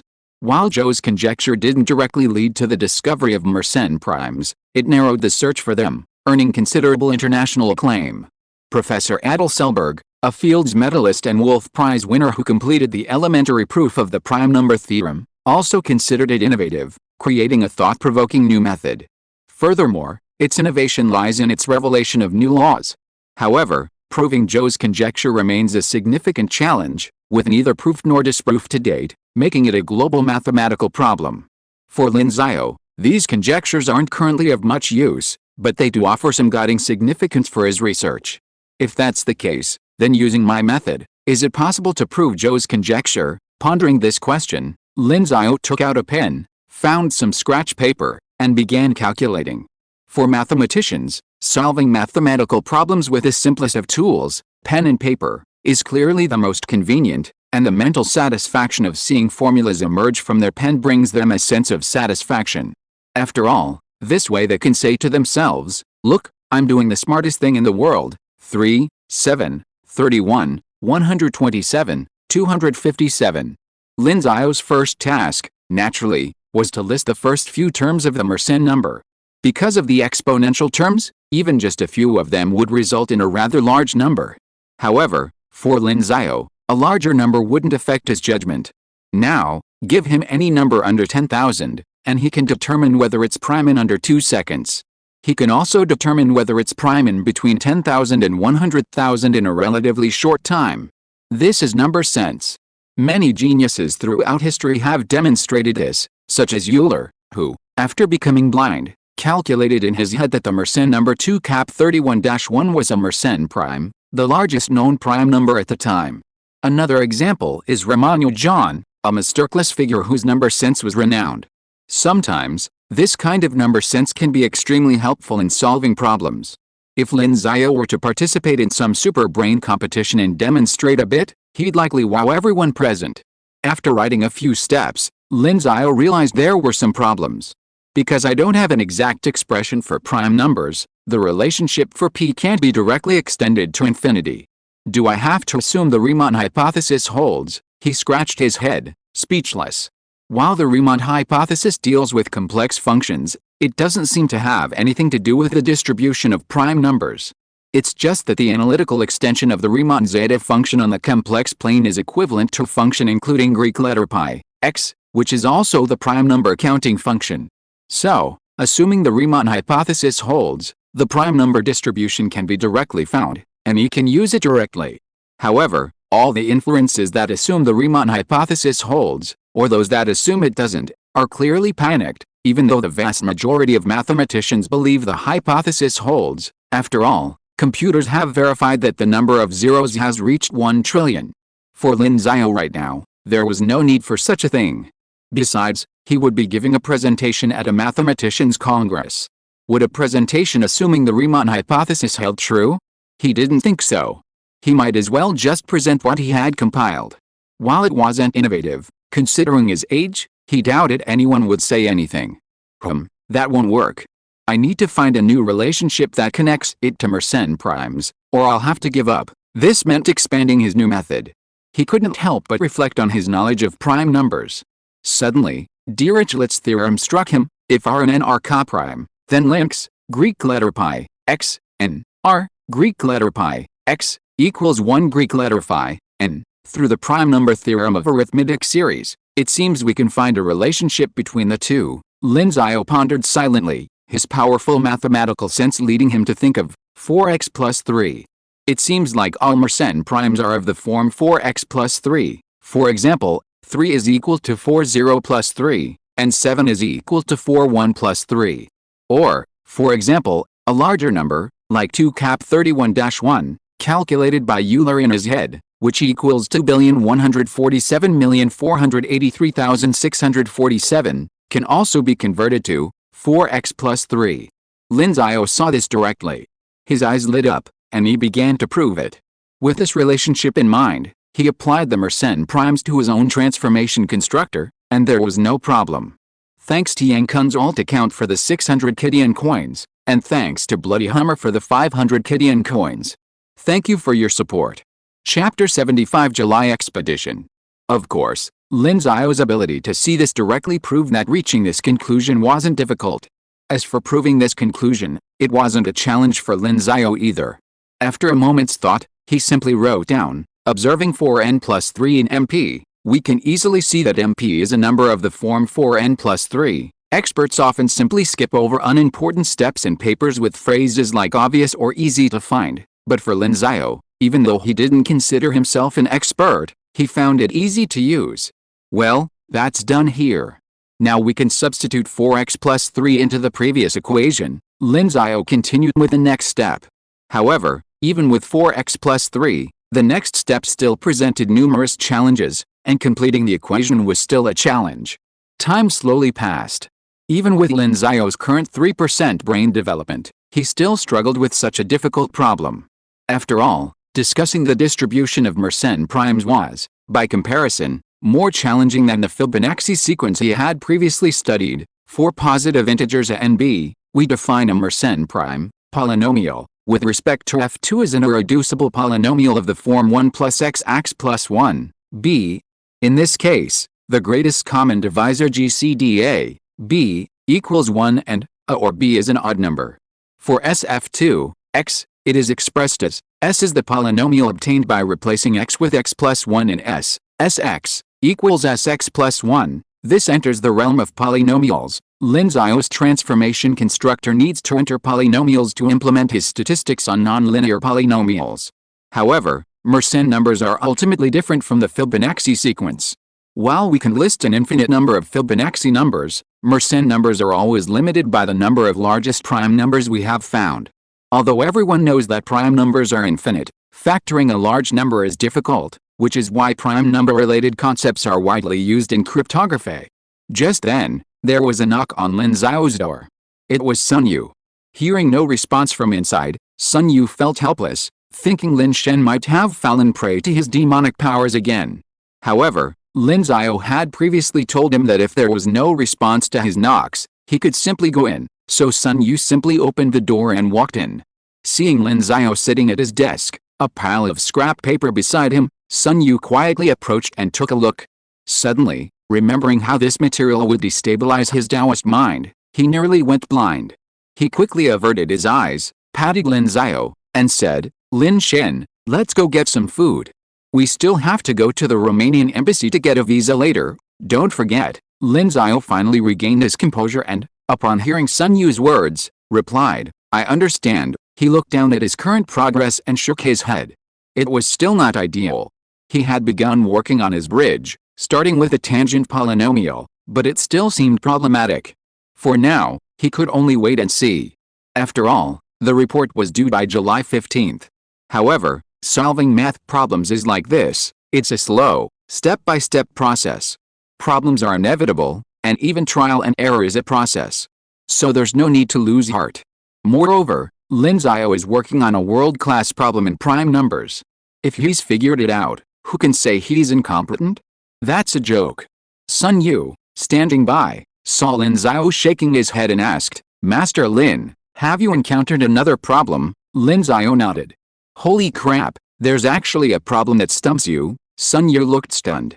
Lin Xiao had solved world-class problems, so how could he encounter something this difficult? He said, "Let me see, even if it was a heavenly book, he'd still take a look today." Yes, Lin Xiao placed his used draft paper in front of him and then gathered his belongings, his passport, ID, and other things. After all, he had to go to the Romanian embassy in China to get a visa. Romanian visas don't take as long as in the US. Short-term visas can be processed in 2 days, or even a day if time is tight. They were going to the emo competition, so they could basically get it done once they got there. Special matters are handled specially. As for Sun Yu, who was looking at Lin Xiao's draft paper, his face was filled with confusion, as if he had read something, but also as if he hadn't read anything at all. "Master Lin, what are you writing about?" Lin Xiao glanced at it and said, "Mersenne primes, you don't know about them, Sun Yu." "I think I do. Do you have any conjectures, whether there are infinite Mersenne primes, and the distribution of Mersenne primes?" "There's also Zhou's conjecture about the distribution, and there's also a new Mersenne prime conjecture, Sun Yu. So which problem are you trying to solve, predicting the distribution?" "If I can predict it, then that's equivalent to solving the question of whether there are infinite Mersenne primes, so that's also a problem, Sun Yu. Sorry to bother you. It turned out that the only problem that could stump Master Lin was a world-class problem. He was just daydreaming." "Lin Xiao, let's go then." "Okay." Then they left the dormitory.